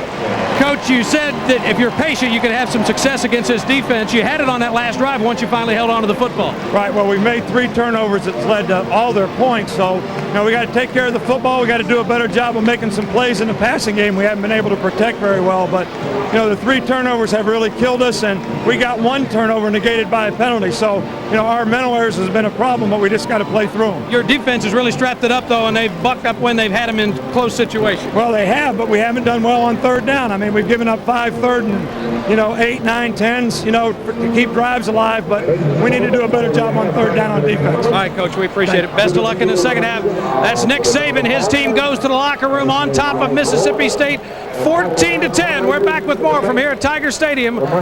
Tofield's 8 carries, 39 yards, just shy of 5 yards per carry. And of course, 2 punt returns for Davis for 85 yards, 1 kickoff return for 36 yards. Davis has been the man for 197 total yards. That's a pretty good 30 minutes of football. He just does it every week. Yeah. Dominic Davis this season he now has 9 straight games of over 100 all-purpose yards. But Dave, let's go back to the end of the first half. There was a unnecessary roughness, late hit, if you want to call it that, as the half ended for Mississippi State. Yeah, that'll be assessed on this kickoff, hence the kickoff from the 50-yard line. Now, do you kick it in the end zone, or you just try to squib kick it down to the 5 or 10-yard line? I think if you're LSU, you wouldn't mind them starting on the 20. That ball's picked up by Turner. Nick Turner trying to get to the outside, out over the 20, so he ends up gaining a couple of yards instead of a touchback.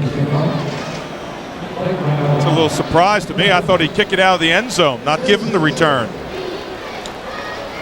Today's attendance in Baton Rouge, 90,793. We're about 900 fans short of a sellout.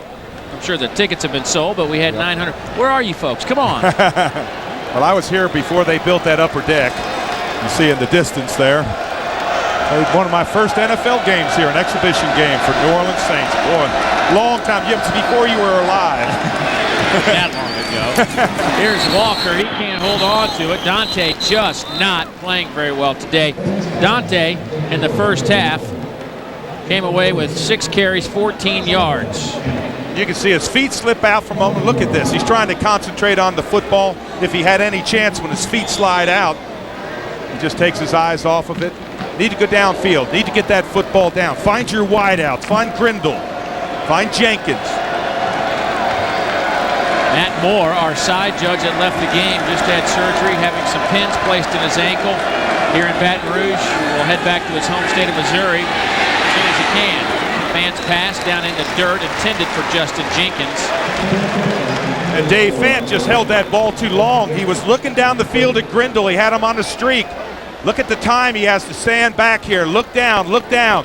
Got to come off a secondary receiver and just throws it. When he went down, I wondered if this is his wide receiver. This is the one that he wanted to go to. Coming across, I should say this is the one he threw to. He wanted to go to Grindle. But I saw when Fant got up, it looked like he might have hobbled a little bit. Yeah, Fant's certainly favoring his leg. 3rd down and 10. Fred Reed in at tailback, and he'll get the handoff. Reed tries to break it to the outside, but that won't work. Lionel Turner out of Walker, Louisiana, the 240-pound sophomore linebacker, played it extremely well. Well, you don't want to do this if you're on offense, 3 and out. You sure want to do it if you're LSU's defense. 3 and out, get great field position. And there you got a number 31 back there, Dominic Davis, who's lurking. Well, this is what happened to start the game. Mississippi State went 3 and out and punted away to Davis, who returned it 78 yards. Cook's punt is a high spiral, driving Davis back to the 27. Davis stutter step, still on his feet, flag down, a couple of flags down, and Davis gets out over the 40-yard line. A 50-yard kick, a 15-yard return. An injured LSU player down on the field. O'Neal, looks like Ryan O'Neal, number 49, out of New Orleans, Louisiana.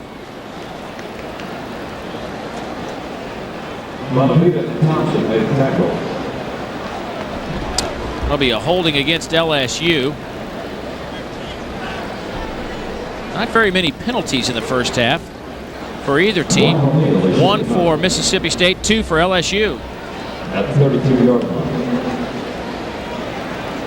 Yeah, you see him there, number 49. He's the one that's going to get hit right in there, fall down. And that was actually him that ran into the official on the far side. That looked like one of those missteps where you just kind of,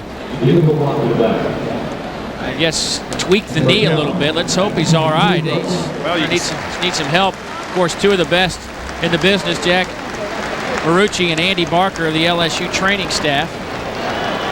You can see the way he came down. He just came down awkward on it. Just was trying to avoid somebody and just came down, looked as if that knee just twisted a little bit. Good to see him put a little bit of pressure on it. He's putting more and more pressure on it. Sometimes that's what you got to do. You just got to get up, get a little weight on it, test it a little bit, come over to the sideline. You know, we just saw Jack Marucci and Andy Barker, 2 of the excellent trainers here at LSU. We were talking. We both have connections. Well, all 3 of us have connections to Florida State, and we're down there at the same time. It was a tough day for us yesterday after our club went down. Out to the 29-yard line goes LeBrandon Tofield.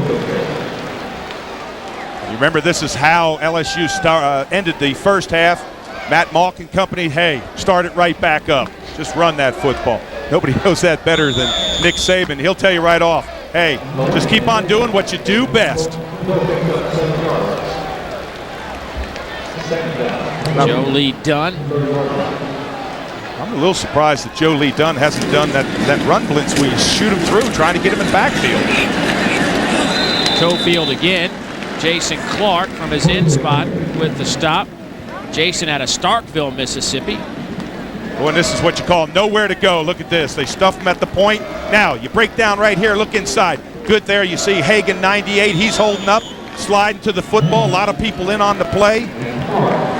That's just what you want on defense. But I am surprised that Joe Lee Dunn, he uses that defense, that run defense, where he blitzes backers through the line of scrimmage, brings them up through, tries to get penetration to disrupt the running backs. 3rd down and 1. Malk hands it off. Tofield gets stopped at the 30.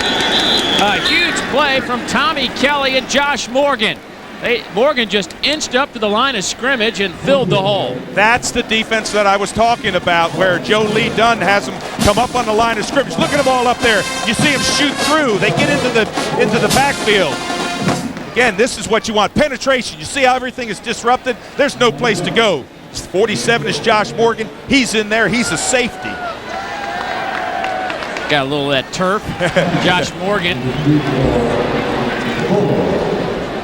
tried to run back on the field, but they said they had enough. Nick Turner back to return the kick. Mississippi State tried to block it. Here comes a late flag. It was 4th down and about 5. 4.5. Fred Reed might have been the guilty party. And let's see it. That may be just enough. Well, you can see right there, it's not a big hit, but it's a hit. Well, Donnie Jones already got hit 2 weeks ago and has a bad knee. You can see the brace on his right leg. Well, you saw 10 men up for Mississippi State. You knew they were going to come after it. Question is, was it 4th down and 5 or 4th down and 5.5? Which is a 5-yard foul by the defense. The yardage results in a first down. Evidently, it was less than 5. And you know the thing about it is that Fred Reed wasn't even trying. He realized, I mean, it's just, Let's check in with Buzz. Dave, you guys were down on the field with us with Jackie Sherrill before the game. He times everything out so meticulously as it relates to punting. He believes there's X amount of time you should take to snap the ball back and get the punt off. X amount of time there should be after the punter catches it and then kicks it. And if it's over a certain amount of time, he believes you can go after that punter. We knew he was going to go after a punt today, but the problem, as Jackie said, was if you don't have it timed correctly, you can overshoot. That's what happened on the roughing penalty. He gambled and lost that gamble. And that's a great analysis of exactly what Jackie Sherrill does there. Before the game, a little stopwatch, standing there, writing down notes. And he was analyzing their kickers. He's like, this guy, he can hit a long one every now and then, but he's a soccer player, so he's not going to be as consistent as the other guy. And I mean, it's really interesting listening to him talk about special teams. Yeah, same thing with the snapper. He doesn't get the ball back quick. He's all over the place. Well, LSU takes a timeout. They lead by 4. We'll return to Baton Rouge right after this. LSU leads by 4, the 22nd ranked team in the country with 11:34 to go in the third quarter. Matt Malk, quarterback, looking at a 2nd down and 6 from the 39. Little play action. Malk hasn't thrown it much today. Being chased by Kelly, runs toward the sideline. Pass is incomplete. Robinson, the intended receiver, is tied in, but Kelly really giving chase. Kelly now goes 6'6", 315 pounds, and was gaining on Malk. Yeah, they say he looks skinny. You see him there, 55, 315, 20 pounds, and he runs with the quarterback. Out of Jackson, Mississippi. He is skinny. Look at him. I mean, he is. He has got a physique that NFL coaches, scouts would love to get a hold of.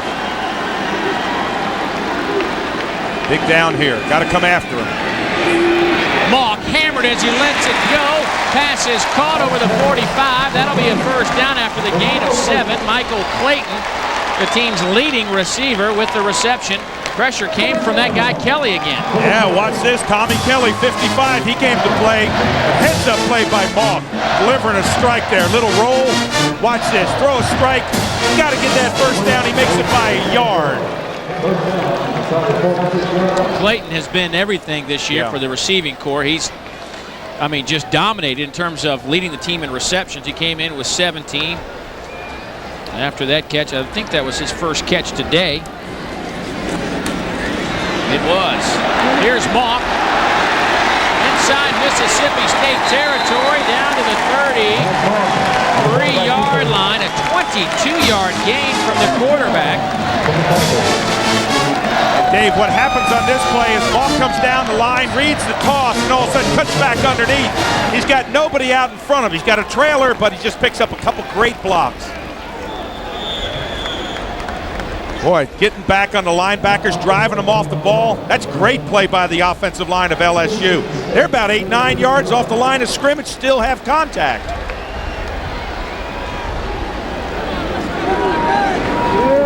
LSU inside Bulldog territory at the 33. Here's the handoff to Tofield. Gets a couple of yards. And Dave, you start looking back at this drive. That little innocent 5-yard penalty running into the kicker. Look at the results. Now they're almost in 4-down territory. When Hawk and company get that opportunity, you've got to make a defense pay when they make a mistake. For the best deals on cars, trucks, and SUVs, visit your local Toyota dealer today. Nick Saban says don't look at the big picture. Look at each moment for what it is. Play each play. Don't think about a play that hasn't happened yet or will happen in the second, third quarter. I mean, he is so focused on the moment.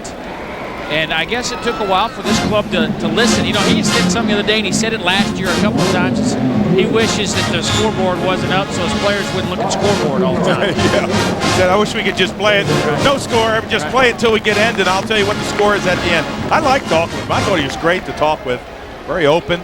Gave us a little while of his time, valuable time. He even had to go to a speaking engagement. Big down here. 3rd down and 8. Oh, you know what this was? The late substitution, I think. Somebody ran out of the huddle. Well, that's 5 yards. Now that'll really upset you. Look at Nick Saban. How many times can't do that? How many times have we been over that? Foul is for illegal substitution by the offense. Penalty is 5 yards from the previous spot, followed by 2nd down. It's 3rd down, not 2nd. Yeah, see, they break the huddle with 12 men too late. 12 men in a huddle. Can't do that. That's the late substitution. And that's a fair rule because it keeps you from breaking a huddle with 12 men. One runs off the field. Hawk lofts it up, looking for the touchdown, and he has it.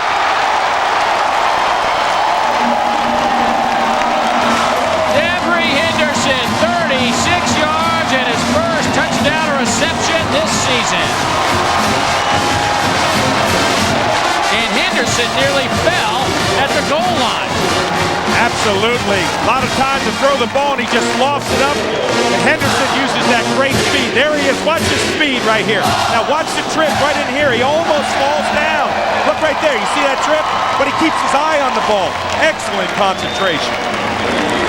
Corbello going after is through, and at 21-10, LSU out on top, and the 5-yard roughing the punter penalty was a killer for Mississippi State. Matt Mock with a touchdown pass. 90,700 also woke up a little earlier than normal here in Baton Rouge to come out and watch the Tigers play, the 22nd ranked team in the country. And there's this rumor going around that many of these folks hadn't even gone to bed yet, but I don't know that for fact. I know our spotter, Kim Anderson, probably could use a few hours of sleep. Big hit at the 17-yard line. Fred Reed on the return. Let's check in with Buzz once again. Buzz? Dave, Will Muschamp, the defensive coordinator here at LSU, an interesting story. He's a young guy in his early 30s. Coached with Roy Kidd for a while up at EKU, had some experience at Auburn, and was the defensive coordinator at Valdosta. Now, he's got a friend, Jimbo Fisher, the offensive coordinator, who said, hey, you want to come and maybe work on this staff? He came and interviewed with Nick Saban. That day, he was offered the job. And he said, Coach Saban is one of these guys that probably wouldn't do what is the politically correct thing, and that's to go with a guy with more experience. He's down on the field, works in concert with Nick Saban, and so far it's been an awfully good partnership. Here's the handoff to Turner out to the 24. And one other note about Will Muschamp, you know, he was a grad assistant at Auburn for a while and worked with brother Bill Oliver. We call him Brother Oliver, who is probably at home watching this, longtime defensive coordinator around the South, and said he learned a lot about how do you play defense from Bill Oliver. And that's a good guy to learn defense from. And I love Brady James when he said, you know, I looked at this guy and I said, gosh, he's about my age. How's he going to coach me? He said, then I talked with him and he said, we talk about life, we talk about everything. Contemporary, and that helps. Yeah, it sure does. High formation for the Bulldogs. Here's the pinch, it goes to Turner. Turner trying to get outside, gets to the 27. Demetrius Hookman played it well. Well, there's no more important drive for Mississippi State than this one. You've just gotten scored on. You got scored before the half. You've got to come out and move the chains, take some pressure off of your defense.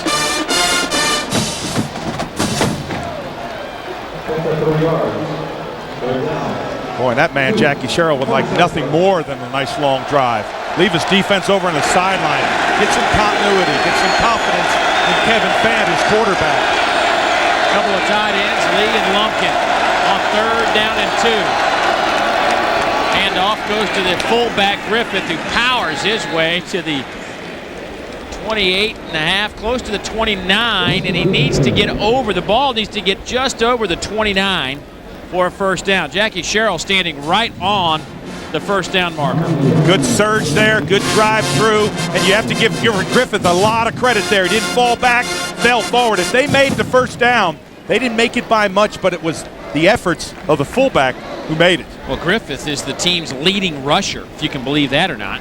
With all the running backs over the last few years that Mississippi State's had, Griffith has 100 yards rushing on 19 carries coming into this, and you got about 2 inches for the first down. You know what I do? I go for it. I don't know. I'm a gambler, I guess. And this is an indication right here, Dave, that Dante Walker is hurt. 4th and inches. And Dante Walker, your 250-pound tailback, isn't on the field. Yeah, exactly. Because this is when you really need him. A lot of noise in the south end zone. On 4th down.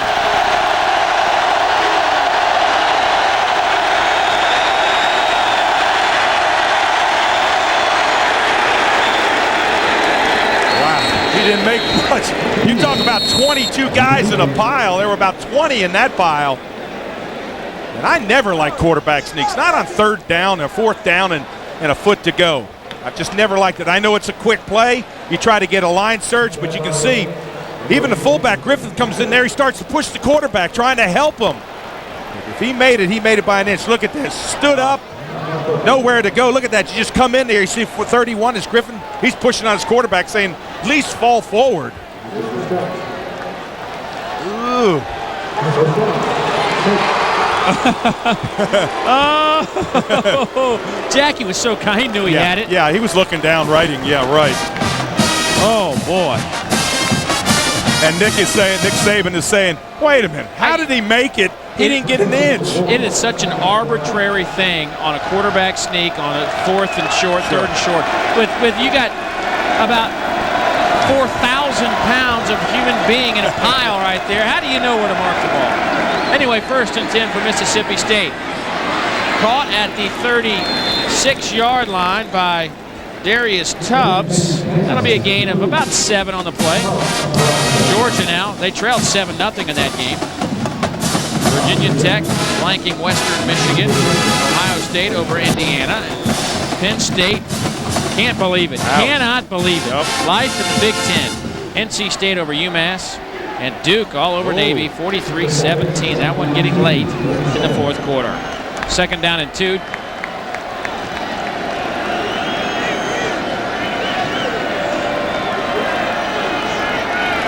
Comes the pressure. Picked up. Fant still under pressure. Pass looking for his receiver Jenkins right through his hands, but Fant gets clocked as LSU brought the heat. But his fullback really picked up hard. His fullback got a great block, Turner. Nick Turner, the tailback, Dave, and this is what is an area that Jackie Sherrill was very concerned about, but Turner, number 7, did a nice job on picking up the blitz. Absolutely. Here comes DB in there. Look at Turner. Bang. I mean, that's knocking him down. But nowhere they got him in the backfield, and they just drive him over. But you're right, Turner, great block. Coach was very concerned about that, but I think his freshman might be getting some more playing time. Huge play, 3rd down and 2.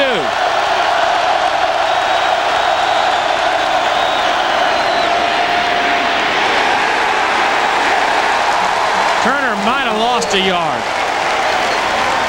Lavallee on the stop. The junior out of Marksville, Louisiana. Sparky Woods on 4th down and 3. I don't think Jackie and Sparky will waste much time in terms of punting it away. So a good defensive stand by Nick Saban's troops. The Bulldogs will punt it away. Will Muschamp fired up down there, slapping his guys on the backside. That's the thing about Will. He's 31. He thinks he can still play. I know, he does. And you could see it yesterday when we were talking with him. He is a fired-up defensive coordinator. Former member of that Bulldog secondary back in the early 90s. Well, we talk special teams. This is a huge special team for Mississippi State. They have got to punt the ball deep. They've got to get very little return. They've got to hold them down there and get the ball back. Good kick. Davis takes it at the 15. Dominic Davis out over the 25. Can he do it again? He runs into his own player out over midfield. He came close to breaking it, but Nathan Jackson brought him down. A 48-yard punt, a 37-yard return. This guy is something else. Back after a word from your local stations. LSU 21, Mississippi State 10. Another great return from Dominic Davis gives LSU an excellent field position inside the 50-yard line. Looking at first down and 10. Matt Mauck coming off a touchdown pass to give LSU this 11-point lead. Toefield dragged down from behind, loses a couple of yards. Mario Hagan on the tackle.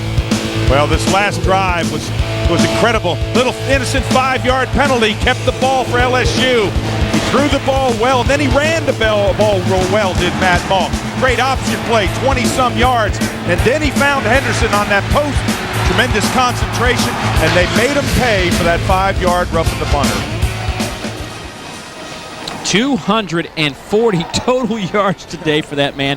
Needs 20 yards on kickoff returns to set the school record and needs only 7 more punt return yards to set the school record, surpass Eddie Kinnison, who was the last player until today to return a punt against Mississippi State for a touchdown.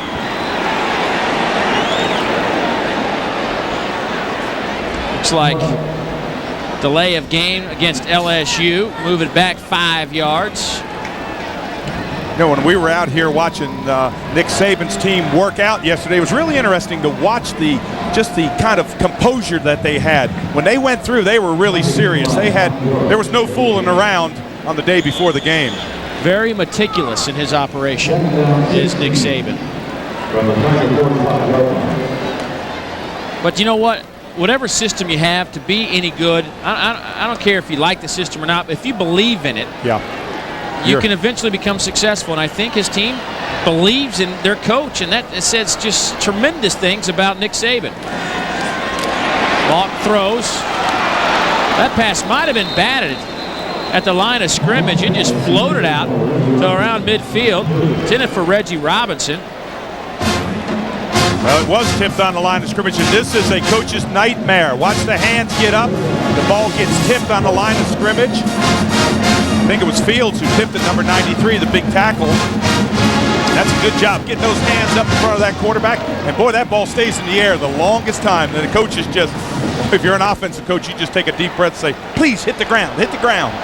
Well, Eli Manning had 8 or 9 balls batted at the line of scrimmage in his last 2 games, and that's a concern over there at Ole Miss. Pressure coming up the middle from Fields. Mauck runs out of trouble and will step out of bounds at about the 47-yard line. Great pressure by Mississippi State right up the middle. They come right up the middle. You see the blitz pressure there now. He's wide open, Fields is. Now he's not going to catch Mauck. They're running to the sideline. And Mauck has really impressed me with that speed. He's nimble, gets as many yards as he can. I want to show you a little activity, if we can, after this play from the offensive line coach of LSU. What a kick this is from Donnie Jones, but it bounces into the end zone. A 53-yard kick, no return. Jones with a bad right leg, but still able to boom it into the end zone. Hey fans, now's your chance to enter today's Toyota You Pick'em sweepstakes. Just go online at jpsports.com, click on the Toyota banner to register and pick the winners. Weekly prizes will be given to the participant with the highest point total. The grand prize winner, to be announced on November 23rd, will receive a new 2003 Toyota 4Runner. The Toyota You Pick'em sweepstakes. See jpsports.com for the official rules. Entrants must be legal residents of the states of Florida, Alabama, Georgia, North Carolina, or South Carolina. First and 10, Mississippi State. 4 wideouts in the game, but Fant will hand it off. Gain of a couple for Justin Griffith.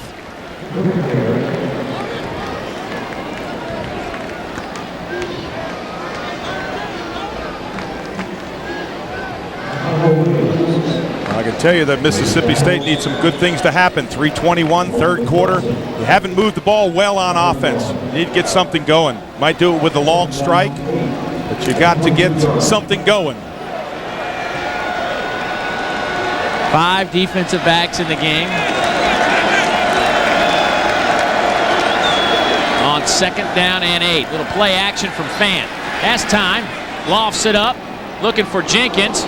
Pass over his head, and then he gets whacked into the Mississippi State bench by Demetrius Hookfin. I don't know. No flag over there. I was surprised that that's a little bit into the white. You leave the green and you're into the white right there. It was just a little tap, huh? It's football. They got pads on. Let it go today.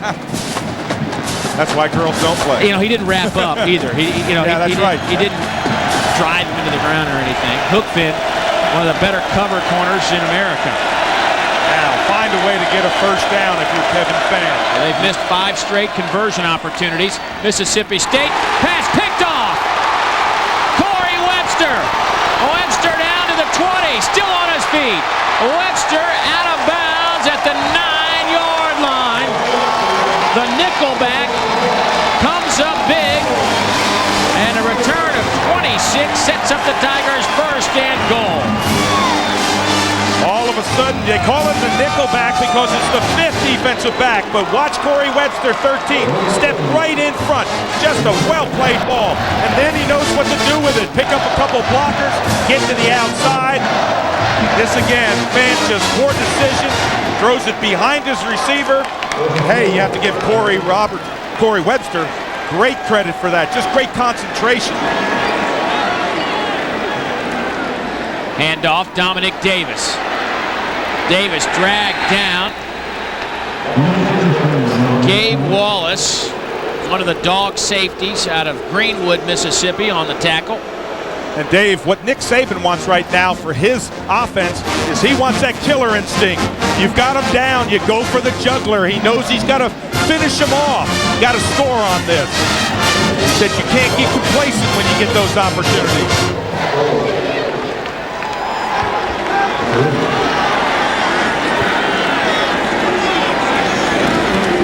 Option play. Mock stood up, popped, driven down to the ground by Mario Hagan, who now has 13 tackles in the game. Wow. Well, there are leaders on this football field, and Mario Hagan is one of them. Watch the big man come in there, and you see when he tackles you, you go down. 98 is a player. He's made a lot of tackles coming into this game, and he's getting a lot more. Hagan came into this one with 279 career total tackles. Now with 292 in his career. Would love one more right here. Mock under pressure. Lofts it back. Ball batted in the air. Nearly picked off by Khalil Nash. Got his big paw on it. For a minute there, I thought Nash was going to have to run 100 yards with it. He's a defensive tackle. What do you mean? He never would have made it. I know. That's exactly what I was thinking. Watch the big man. Got him a hand on it. And then all he has out in front of him, watch this. He's got nothing out in front of him except grass. He catches that. How far would he run? He didn't want to catch it. He didn't want to catch it. Corbello on a 26-yard field goal attempt. Was 4 of 4 last week and continues his hot kicking. He's now hit 8 straight field goals. And LSU's lead is a couple of touchdowns at 24-14. So a good stand by Joe Lee Dunn's club, only giving up the 3 after the interception with 1:14 to go in the third quarter. And Mario Hagan stepped up big on that series, boy. Well, you need your leaders are going to stand up. That's who you have to count on. And that was really a great series for Mississippi State. You turn around and say, what? They got scored on, but they stopped them. They were in poor field position. They held them to a field goal, but they need their offense to do something. If their offense doesn't move the chains, get a couple first downs, they're going to wrap this one up early. Said 24-14, 24-10, of course. The announcers for this game are selected and compensated by Jefferson Pilot Sports. The broadcast is a copyright presentation. Any use of this broadcast without the express permission of the Southeastern Conference and Jefferson Pilot Sports is prohibited on a glorious, glorious day for college football. Still a little hot here in Baton Rouge, but you can kind of sense that fall is just around the corner. 14-point LSU lead, and that was a big, big stop for Mississippi State. A touchdown there makes it a 3-possession game. Still only 2-possession game. Glad you could join us, by the way, on Jefferson Pilot Sports, your game of the week. How about last week? Nobody's out of it. Nobody is out of a game that we do. Last week, Vanderbilt down 21 in the second half, Dave, tied it up and just couldn't close it out. Well, had that ball on, about the 35-yard line with a few seconds left, had an opportunity. But, hey, you got to credit Ole Miss for coming up with that big play at the end of the game. But great fun game to do. At the 6, it's Fred Reed. Fred Reed now at the 36. Boy, he's exciting. Fred Reed, Jarius Norwood, and Nick Turner, all really explosive players. Not big backs, but great speed. Reed goes $185, Norwood $185, Turner $175. Dante Walker's their big man at 250, Dave, and he came in with a banged-up shoulder, and he continues to watch this one from the sidelines. Well, this is time for Kevin Fant to shine. He needs to get some things going right. He needs to complete some passes. Forget about what has happened. If you're LSU, keep on putting pressure on them. Confuse them. 5 receivers in the game on 1st and 10. That pass is caught. Gain of about 4 on the play.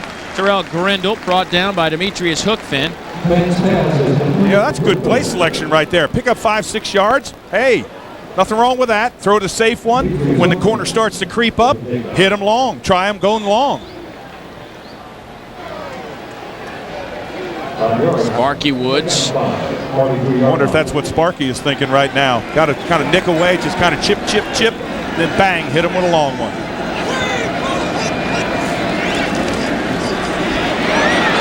Big hole. Griffith, the fullback. Inside the 35. Give the credit to the offensive line. A 24-yard gain for the senior. Dave, you want to see a forearm. That was a forearm. You talk about running over somebody. Watch what he does to Damian James right there. Boom! That's what you call a stiff arm. Got it right underneath the face mask. Oh, that was a stick. Told you I like the way he runs. Tough runner in there. Hard yards. Well, he missed half of last year when he had neck surgery. Couldn't wait to get back on the field in 2002. First down 10 at the 33-yard line, and a timeout taken. Or was that the end of the quarter? That'll be the end of the quarter. Grindle up at the top, or excuse me, Jenkins trying to call a timeout, but didn't need to. We'll return for the 4th quarter in Baton Rouge. Stay with us on JP Sports. A little warm on the Bayou. LSU, though, will take it, leading by 14. Let's take a look at our 3rd quarter stats, and really been all of LSU to this point. Only 86 rushing yards for Mississippi State. They've only thrown for 71. They came in averaging 265 yards a game through the air. But the biggest stat is that bottom one. Davis has just been incredible. The total yards he has, it has been his day. This LSU defense only giving up 121 yards a game through the air. 1st in the league, 3rd nationally, and so far the defense has won out against the offense.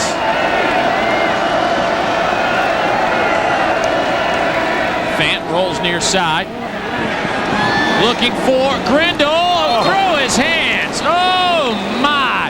And the offensive linemen, I see them all just shake their head like, come on. You have got to concentrate on the ball. Now, Grindle's a great receiver. He runs his pattern. His quarterback's got time. He looks down. He lays it up. It's a soft pass.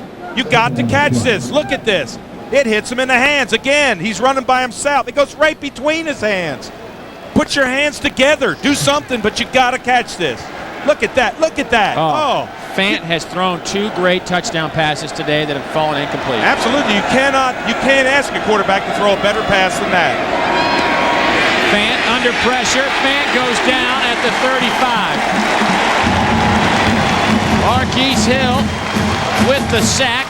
His second this season, first today. This is good pressure. I mean, when you come on a quarterback and you force him up in the pocket this fast. Now look, you're coming on him, you force him up, then you come out and you bring him down. You don't let go.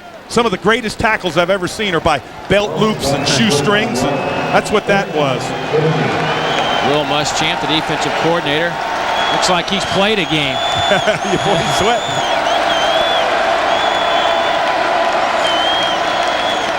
Third down, 12. That pass falls incomplete. Grindle, the intended receiver. Boy. And you go back to that missed touchdown. 4th down, this is surprising. I look at Jackie Sherrill. I thought for sure he might go for it. 4th down, you're on your 35-yard line. What are you going to gain? Oh, he's going to try a field goal. Wait a minute. 52-yarder on the way. Smith is missed from 47 already, made from 21. Think it could be a fake? The set is good. The kick is long enough. Off the upright and through. Oh, my. 52-yarder from Brent Smith. His previous long was 27 yards. Wow. Surprise, surprise. Mississippi State will take the 3. Down 11 in Baton Rouge. Mississippi State gets a 52-yard field goal from Brent Smith to make this an 11-point game. Dominic Davis back to return the kickoff. Or we assume so. He's only done it his whole career, but he's had a great afternoon. Boy, started off that great punt return. This really set the tone. You knew it was going to be a Dominic Davis. Then he just roared in for a touchdown.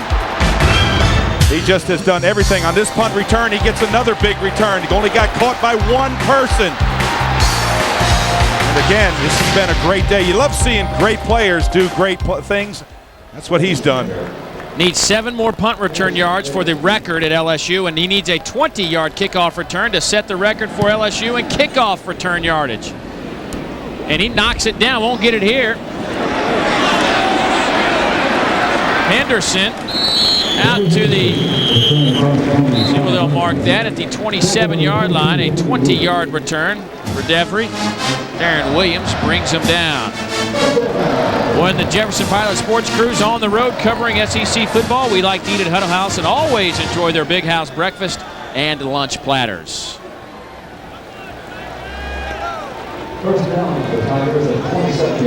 Matt Monk hasn't thrown it a lot today. Hadn't really needed to. Yeah, I was just going to say, hasn't needed to. If I had the running combination that he's had back there. 4 of 11, 52 yards for Monk today. High formation, we'll run a little option. Monk keeps it. Flag down at the 30. There's a pretty good indication that'll be a face mask on Tommy Kelly. Well, when you see a quarterback's head go whipping on back like that, that boy, about took his head off. Tommy Kelly, number 55, got a hand, just a slight hand in the face mask, right? Yeah. 5-yard penalty. What? Boy. I think I'd count my blessings there if I was Tommy Kelly right there. Watch the quarterback's head on this play. Boom. Oh, man. Almost lifted him off his feet. Watch this. Look at his head. I guess it's 5 yards because he didn't hold on. There was no separation from head and shoulders. Well, Joe Lee Dunn's defense needs one of those turnovers. He needs something to happen. They had 3 of them. They resulted in 10 points. They need another one right now. Got to force a mistake. Here's the pitch to Davis. Davis turns the corner, dragging Josh Morgan and company to the 47-yard line. Gain of 18 for Dominic Davis. Boy, Davis gets a great block by Rob Sale, number 73 right there. Look at him drive out, never leaves his feet, and then he just takes people. And look at the number of yards. You can't get him down. Look at that. He picks up about 12 yards with somebody on his back. That somebody was Josh Morgan. Miles Randall from Mississippi State also went in there and just kind of bounced off Davis.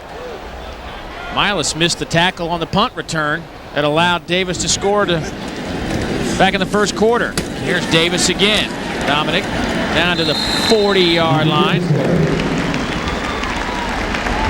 Now, if I'm Mississippi State, I had that 10-play run where they never passed the football. Now they're doing it again. See if Joe Lee Dunn doesn't try that pressure where he does that little run blitz and he tries to get people in the backfield. It was successful before. He needs something to stop the momentum. Dominic Davis up over 100 yards on 14 carries. What an average, 7.3 yards per carry today. Here's Davis. Only gets a couple, but close to the first down. Hagan on the tackle. Mario now unofficially with 14 stops today. Let's take a peek at Mario Hagan, number 98. Watch him in there. Move along, slide. Good base right in there. Once he gets his hands on you, I'll tell you one thing, Mississippi State ought to be awfully glad they have Mario Hagan. He's made a lot of stops. He's been a leader. He's out there every play, never takes a break. He's my kind of player. He's had 15 double-figure tackle games in 23 starts, had 17 total tackles versus Oregon to start the year. And remember, last year they moved him to defensive end and moved him back to linebacker. And the end spot wasn't really for him. He needs to be a linebacker. And once he got back there, he's been a terror on SEC running backs. Ice House scoreboard looks like this. Georgia 34-7 over New Mexico State. Virginia Tech blanking Western Michigan. Ohio State beats Indiana. Late in the fourth, the Nittany Lions closing the gap. NC State and Duke. How about Duke? Are winning. How about Duke? Blue Devils may get that second win this year and gain a little momentum in the ACC.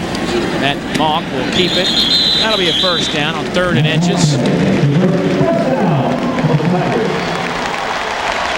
You hear the crowd clap hands because they get that first down. When we talked to Jimbo Fisher yesterday, he was talking about that offensive line that he just loved. He said we're too deep all the way across the big guys.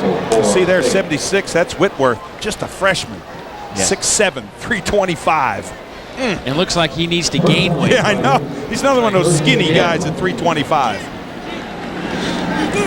High formation behind Mock. Oh, good call. Hard count, draw him off sides. Wilkerson, the center, the sophomore, but he plays like such a veteran. Wilkerson, very smart up front. Yeah. Of course, was injured, missed a game, but back in the lineup, and this guy could be as good as it comes in the SEC. Now you say good players, what a good player does is when you get that hard count, every one of those offensive linemen know it. You say it in the huddle. You say hard count, hard count. That lets you know that you're going to try to draw them off sides. That center's got to have that peripheral vision to see when somebody jumps in that neutral zone, snap that ball, pick up an easy 5 yards. Well, he was ranked as the top center in the country coming out of high school in Texas. And he is a good one. A couple of tight ends on 1st and 5. Mock a little play action. Looking for his tight end. Just off the fingertips of Eric Edwards. Corey Banks on the coverage, but a flag down at the 5. Boy, Matt Mock held in there. You talk about holding in there. If you're a quarterback, you got him running down your throat. He had Fields just running down his throat. Holding against the defense.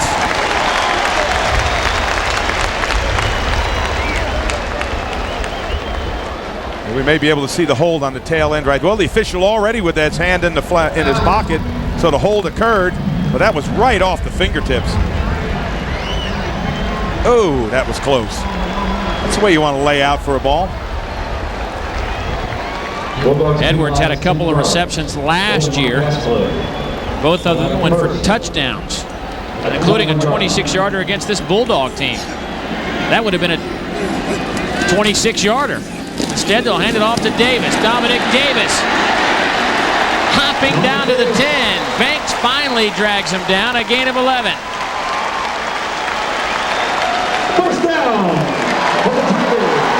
Dominic Davis has just followed Peterman 72 all day. See him turn up in the hole? He has just followed the block, and they've run that off guard, pull through the hole 7, 8, 9 times. The big man answering the call. Not often you see guards get their name called as much as Peterman has had his today. Peterman out of Waveland, Mississippi. Davis. About the 6. Davis carry. Robert Spivey on the tackle. About an update from the Big Ten with about 60 seconds left, and here come the Nittany Lions, Dave. Yes. Getting crushed early in the ball game. Yes, they were. Trying to remain undefeated. Well, I'd like to thank the staff for bringing that one up. Rob Reichley, Yeah. Ken Dennis, our director, producer, director. Thanks, guys.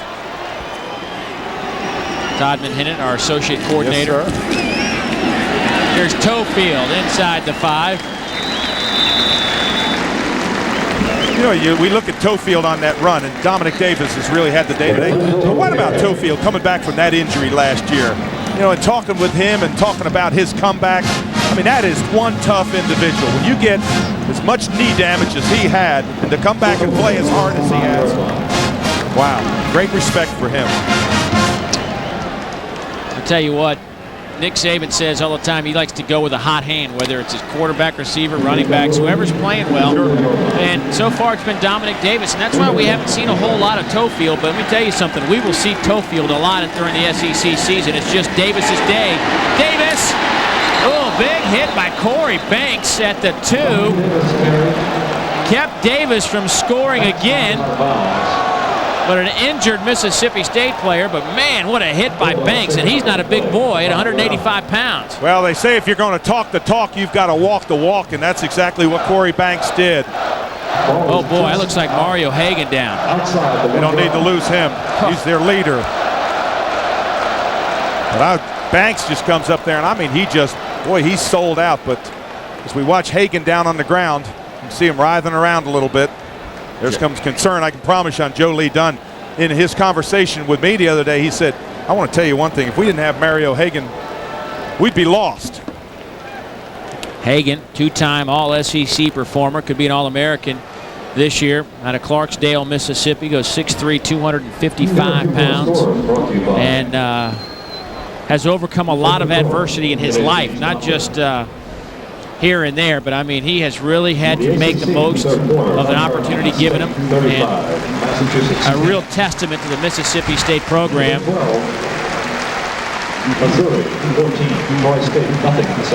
I can tell you as a defensive player, the ones I always admire are the ones that get out there. I mean, you talk about they play one speed, full speed all the time. They don't rest, and so to speak, you know, turn it up on the big plays. If I'm a defensive player, I want everybody with me, all the other 10 guys to be playing the same speed. And that's what Mario Hagan does. Well, the Boo Birds are not for Mario Hagan. It's because on 4th and inches, LSU is going to kick a field goal. The first down marker's just inside the 1.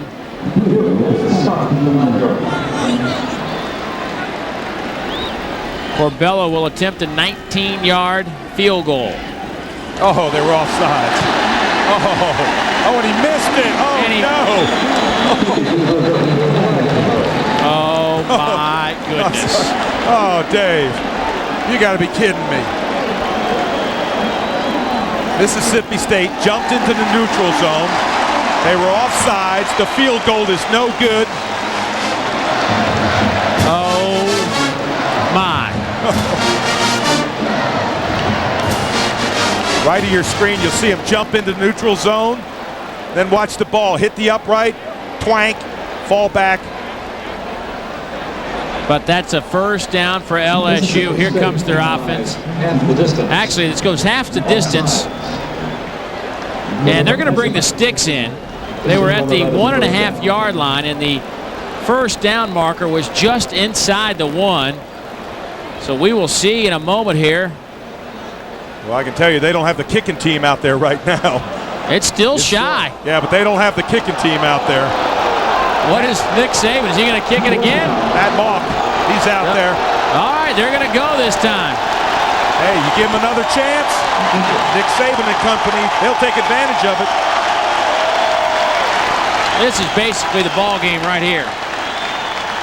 Now, do you sell out? Can you get everybody in the middle? You know it. Joe Lee Dunn, he knows it's coming up the middle. There's nothing fancy here. Just got to get that quarterback. You got to stop him. Touchdown, LSU and Matt Mock.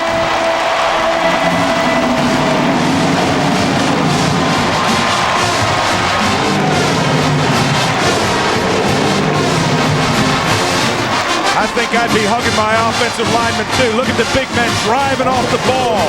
Watch this surge. You see that yellow surge? A helmet's coming off there. They won the line of scrimmage. Matt Mock was over there pounding on their hat saying, great job up front, big guys. Just can't give somebody another chance. Well, they've done it twice today against LSU. They rubbed the punter, which gave LSU a first down. They ended up scoring a TD. The offside's there. Let them score another one. It's 31-13. Hot day in Baton Rouge, and the LSU offense has been hot courtesy of a couple of just bad mistakes. Just there's no other way to say it. Just bad mistakes by Mississippi State that has afforded LSU this 31-13 lead. You talk about those two opportunities. Just think about that. 14 points on just those two plays because you give them another chance. They miss the field goal. He's not going to block it from out there. He just cannot do that. Bello to kick off. That'll be taken by Fred Reed at the goal line. Fred hit at the 20 and stopped right there. Let's check in with Buzz, who has an update on some of these Bulldog players. Yeah, obviously it's mounting up for Jackie Sherrill, Dave. Dante Walker just hadn't been able to get it done today. 6 carries, 14 yards. He's been hobbled in practice. They say there's nothing wrong with him over here on the sideline. They're just choosing not to go with him. Now they are going with Turner as Walker goes out, but Turner has been limping badly as well. He went in and got his foot x-rayed. One bit of good news from the sidelines, Mario Hagan has a bruised AC joint in his right shoulder, kind of like a burner, if you will. They say there's a chance he could get back in this football game. Thank you, Buzz. It's good news for Mario Hagan. Glad you're getting some updates down there. You never know when you get these health updates anymore. Fant to throw across the middle, wide open. It's his tight end, Donald Lee, out over the 35. That'll be a first down. Gain of 15 on the play. That's the 5th reception this year for Donald Lee. Lee invited to play in the Hula Bowl All-Star game after the season. He and Dante Walker. Played that myself. Yeah. Boy, that's a trip. I guess. Go to Hawaii. Oh, man, what a trip. That's a great one. Tell you how long ago that was. I played. Steve Spurrier was one of the quarterbacks. Bob Greasy was the other one. Oh, my gosh. There's Ray Bivens with a catch out over the 40 to the 42. Damian James brings him down, gain of 6. Now all of a sudden you see that Mississippi State's starting to move the football. I'm wondering if LSU's gone into a little bit of a softer defense. Lay back a little bit. No softness there, is there? Will Muschamp. There's no soft. Look, he sweat through that shirt.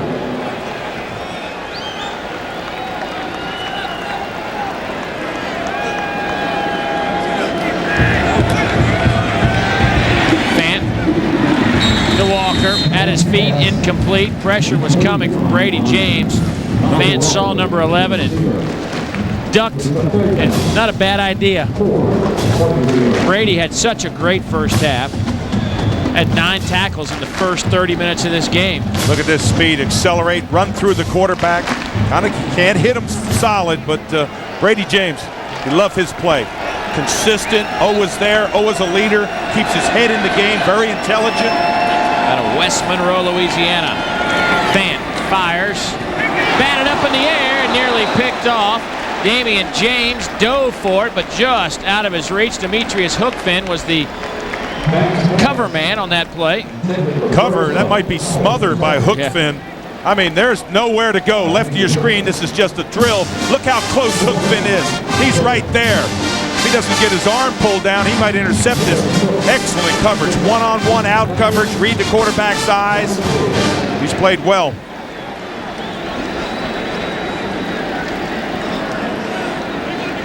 4th and 4. Bulldogs will punt it away.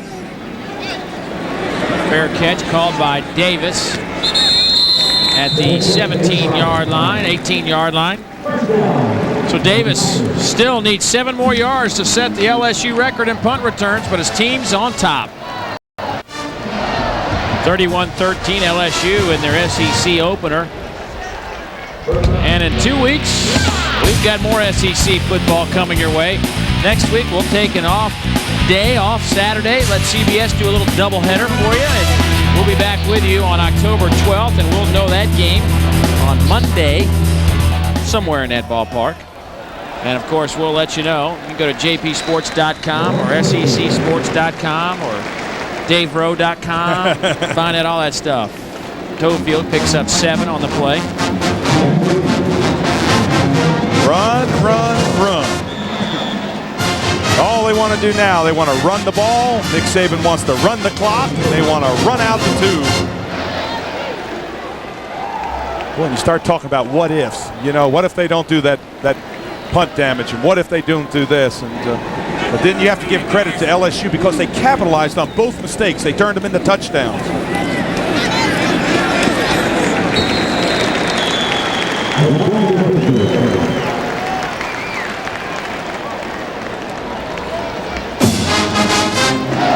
First down for LSU.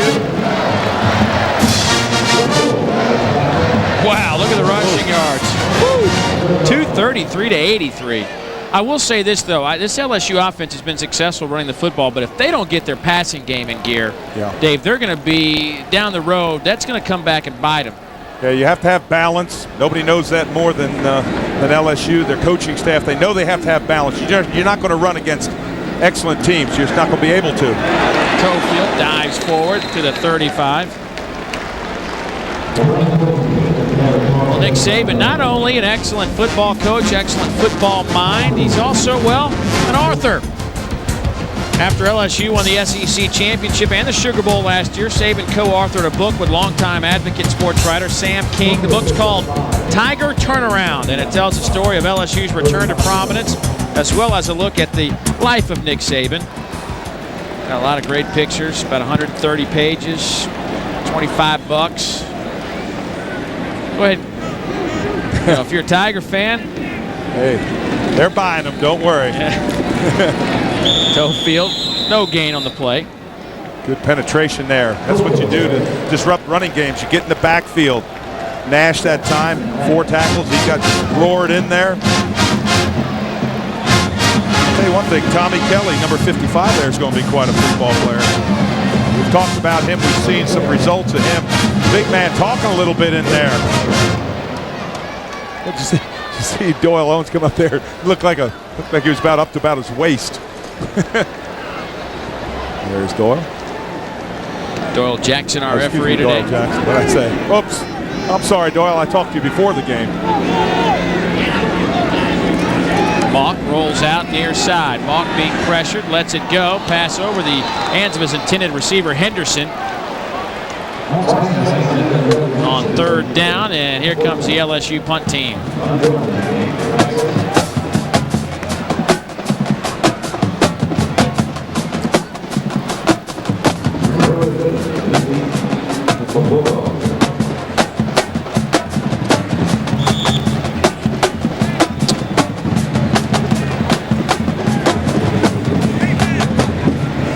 Donnie Jones had a nice afternoon. Didn't know if he'd play today, but he has stepped forward.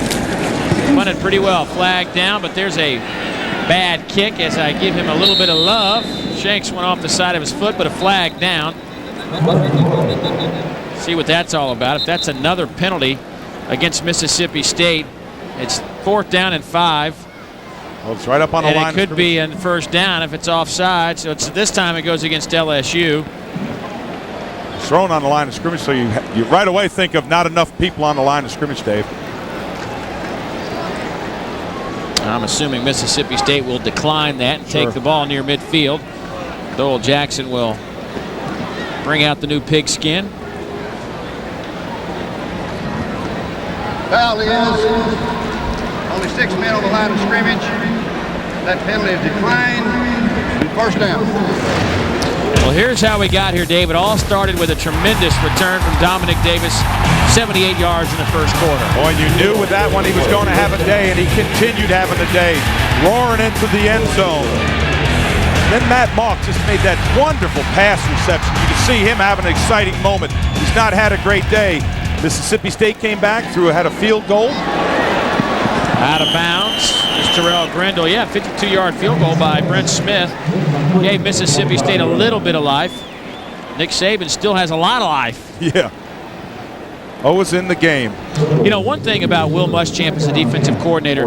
Now, Nick Saban, a former defensive coordinator himself, the two of them really run this defense. And I think for Will Muschamp, what a great way to be a defensive coordinator. You get to work very closely with a great defensive mind in your head coach, and the two of them construct what has been a pretty good defense. Yeah, they mesh so well.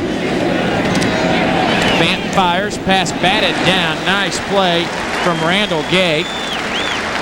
Randall, the junior out of Bruley, Louisiana. When you talk about nice coverage, that's exactly what LSU has done on all the plays today.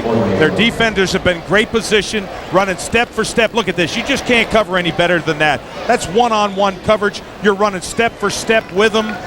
They have played outstanding in the secondary. We talked about their secondary, have a lot of experience. Oh, good secondary. Yeah, absolutely. Good experience. I can promise you Will Muschamp knows that that's where the game is won and lost. Third down. Fred Reed close to the first down marker. He had to get to the 42.5. If the ball's at the 42, it'll be a first down. See if they'll move the chains. Randall Gay, who we just spoke about, hobbles off the field. Another signal is fourth down. They're not even going to measure it. Needs about a half a yard. Not even that. Now, if you're a defensive lineman, you know it's going to be a quarterback sneak, right? And that should be enough for the first down. Clock ticks at 4:28. But I tell you, Mississippi State has struggled this half. Third down conversions. Yes. They're now 0 for 8. Georgia winning. Virginia Tech. Ohio State. Oh, there it went. I think Joe Paterno just felt sorry that Bobby Bowden lost on Thursday night. They're trying to keep the race tight. Right. Yeah. Pass is caught. Darius Tubbs. Gain of 11. That'll be a first down. Well, you start looking at Mississippi State and you say, well, where did they go wrong? What went wrong with their offense? They weren't able to convert first downs. They weren't able to convert, as you said, third downs into first downs. They weren't able to move the chains. They couldn't sustain drives. They got 3 turnovers, but they got all their points off those 3 turnovers. Fant going for the home run ball. It falls incomplete, looking for T. Millens, the younger brother of former Alabama star Freddie Millens. T, the true freshman out of Starkville.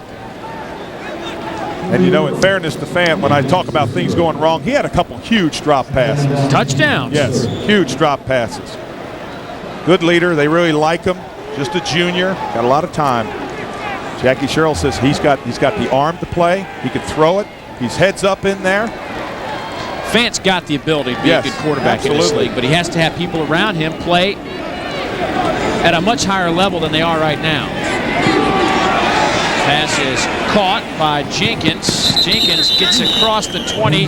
That'll be good enough for a first down. Stop the clock, of course, with 3:53 to go. Boy, Nick Saban's still coaching hard out there. I think he's coaching hard because they allowed him to make that first down, just kind of pushed him out. You've got to play full speed when you come across there. That was Jeremy Lawrence. You can't come across there real easy. He coaches all the time. He's very intense. You can see the look on his face. Fresh set of downs for Fant and company. Little fullback dive, gets a couple of yards. Justin Griffith.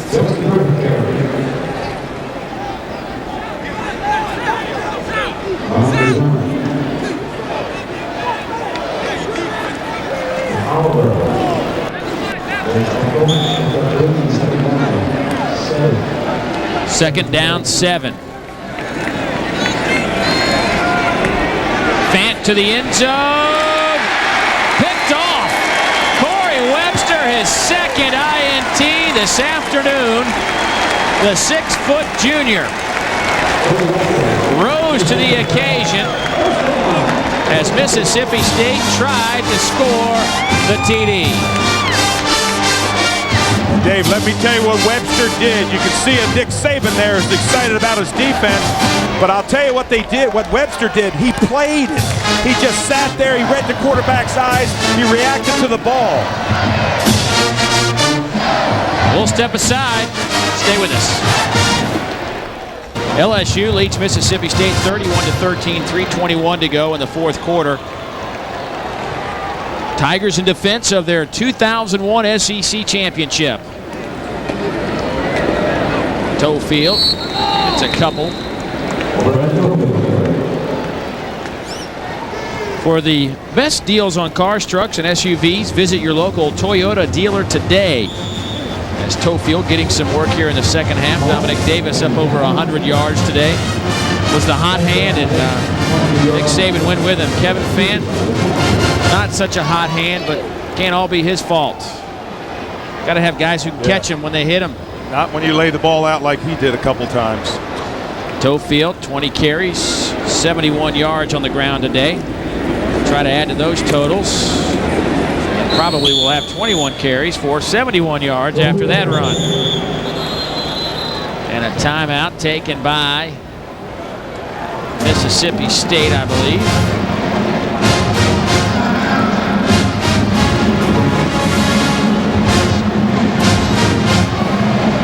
Well, Dave, it was one of those days where Mississippi State had to create something and create some turnovers to be in this game, and they did it, but they couldn't convert. Well, they converted 10 points on them, but they weren't able to score touchdowns. But you see the turnovers, they hadn't gotten any. All of a sudden, I mean, they got some good turnovers, 3 of them in the first half. But again, their offense just could not capitalize on it. LSU came back, and they got turnovers themselves. Those resulted in touchdowns and points, and really Mississippi State's special teams have hurt them in terms of penalties a couple of times today that afforded LSU to keep drives alive. But this LSU defense today, 210 yards allowed to Mississippi State, and they've held their now 4 straight opponents to less than 250 yards, and the last time that happened was in 1976. And the LSU defense has not allowed a 100-yard rusher in their last 9 games. I want to tell you how good that is. We used to say that 250 yards is the mark of winning and losing a game. If your defense can hold them to under 250 yards, there's no way that you should lose that football game. Even the Virginia Tech game, they held them under 250. 3rd down and 7 for the Tigers.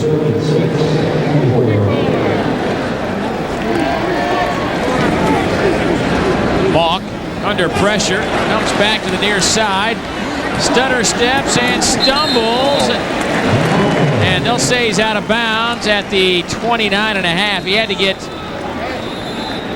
to the 30-yard line. Well, this is going to be a tough mark. Looks like he's a little bit short.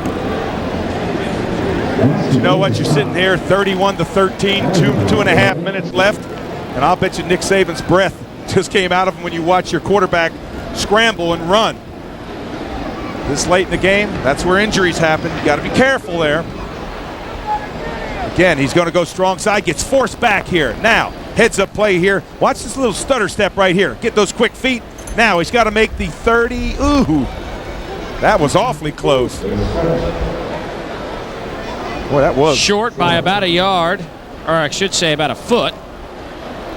And LSU will punt it away, I believe. The offense is, yeah, those guys are all heading to the bench, including the quarterback. And here comes the punt team, and with 2:21 to go, that's the right decision. Yeah, you come over here, you let the big guys sit down, take a big old breath. That offensive line of LSU has really played well today. And I just think back on that one drive, 10 plays, ran it all the way down the field, scored a touchdown, set the tone, got this thing back under control for their team.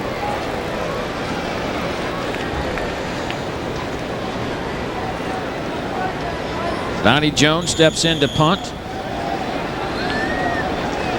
Last time Jones punted, I said he was having a great day with a bad leg, and he hits a 17-yarder. So I'm just going to let it go. Don't say no. Don't say. Yeah, right. LSU letting the clock tick before they send it back to Jones.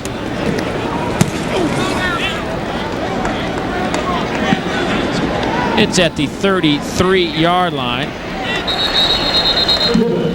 And Ray Bivens takes it to the 39.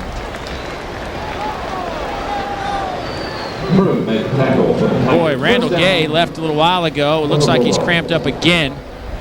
Gay's had a great game. He's just a big play guy, and he's had a nice afternoon. Let's check in with a guy who's had another guy that's had a nice afternoon. That's right. Our Dave Buzz Baker. Dave. Thanks, guys. I know y'all are used to the limo transportation, but on behalf of all of us here, this is the first time JP's been here in 5 years, and I know these folks love their night football, but they could not have been more hospitable to us. Out in the parking lot this morning, a lot of those folks are back out there watching the game right now. It has been a great experience, and we appreciate y'all letting us come down and visit for a week or so. Amen to that, Buzz. It has been a great trip down here. As Kyle York checks in at quarterback for Mississippi State. Nearly picked off.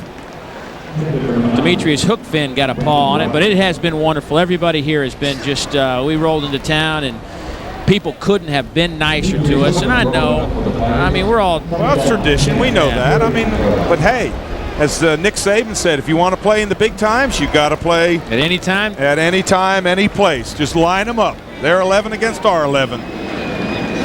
Second down and 10. York rolls out, lofts it up. Pass is caught at the 22-yard line by T. Millens. That's T's third reception this season. A gain of 40 yards. Nice concentration. Roll out on the roll. Watch Millens look back for the ball. He's got double coverage looking back into the sun. That's what you got to do. That helps your quarterback out. You go back and think of those two that were dropped that could have been touchdowns. Fant's saying to himself right now, why couldn't you have done that a long time ago? Fant's, sitting on the bench watching these guys catch balls after he threw them, and they were dropped. Here's York. Through the hands of an LSU defender. That was Adrian Mays out of Houston, Texas. That was close to coming back the other way. York doesn't like that one. York, the redshirt freshman out of Spring, Texas. York goes 6 foot 205. He's just a couple inches shorter than Kevin Fant, but a good young quarterback. Got that start, of course, in Oregon. What a way to open up, heading across the country, play a Pac-10 school on the road, and you find out 24 hours before kickoff you're now the starter. That pass almost picked off. Right in the chest of Jack Hunt as a flag is down. Holding against Mississippi State is the call. Well, that flag was thrown about 7-8 yards off the line of scrimmage. It's thrown way, way in the backfield.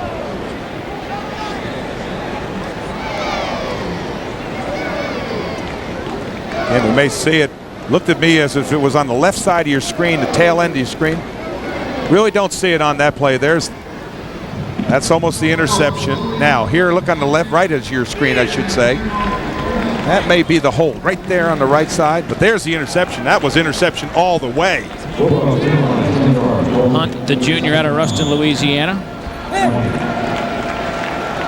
Second down and 20 now for the Bulldogs. Pressure. York gets hammered. Pass is picked off. Near side. Demetrius Hookfin down to the 30-yard line. His first interception this year with a return of 48 yards. And that is the ball game. Great play. Watch 33. Play the ball. Go high for it. Bring it down now. Pick up that wall of blockers. Hookfin, we talked about that defensive secondary having experience, playing solid, That's the results of solid, good secondary play. Interceptions, heads-up plays. Hook Finn, the senior out of Kentwood, Louisiana. As Marcus Randall, the sophomore out of Baton Rouge, comes in, take the final few snaps for LSU.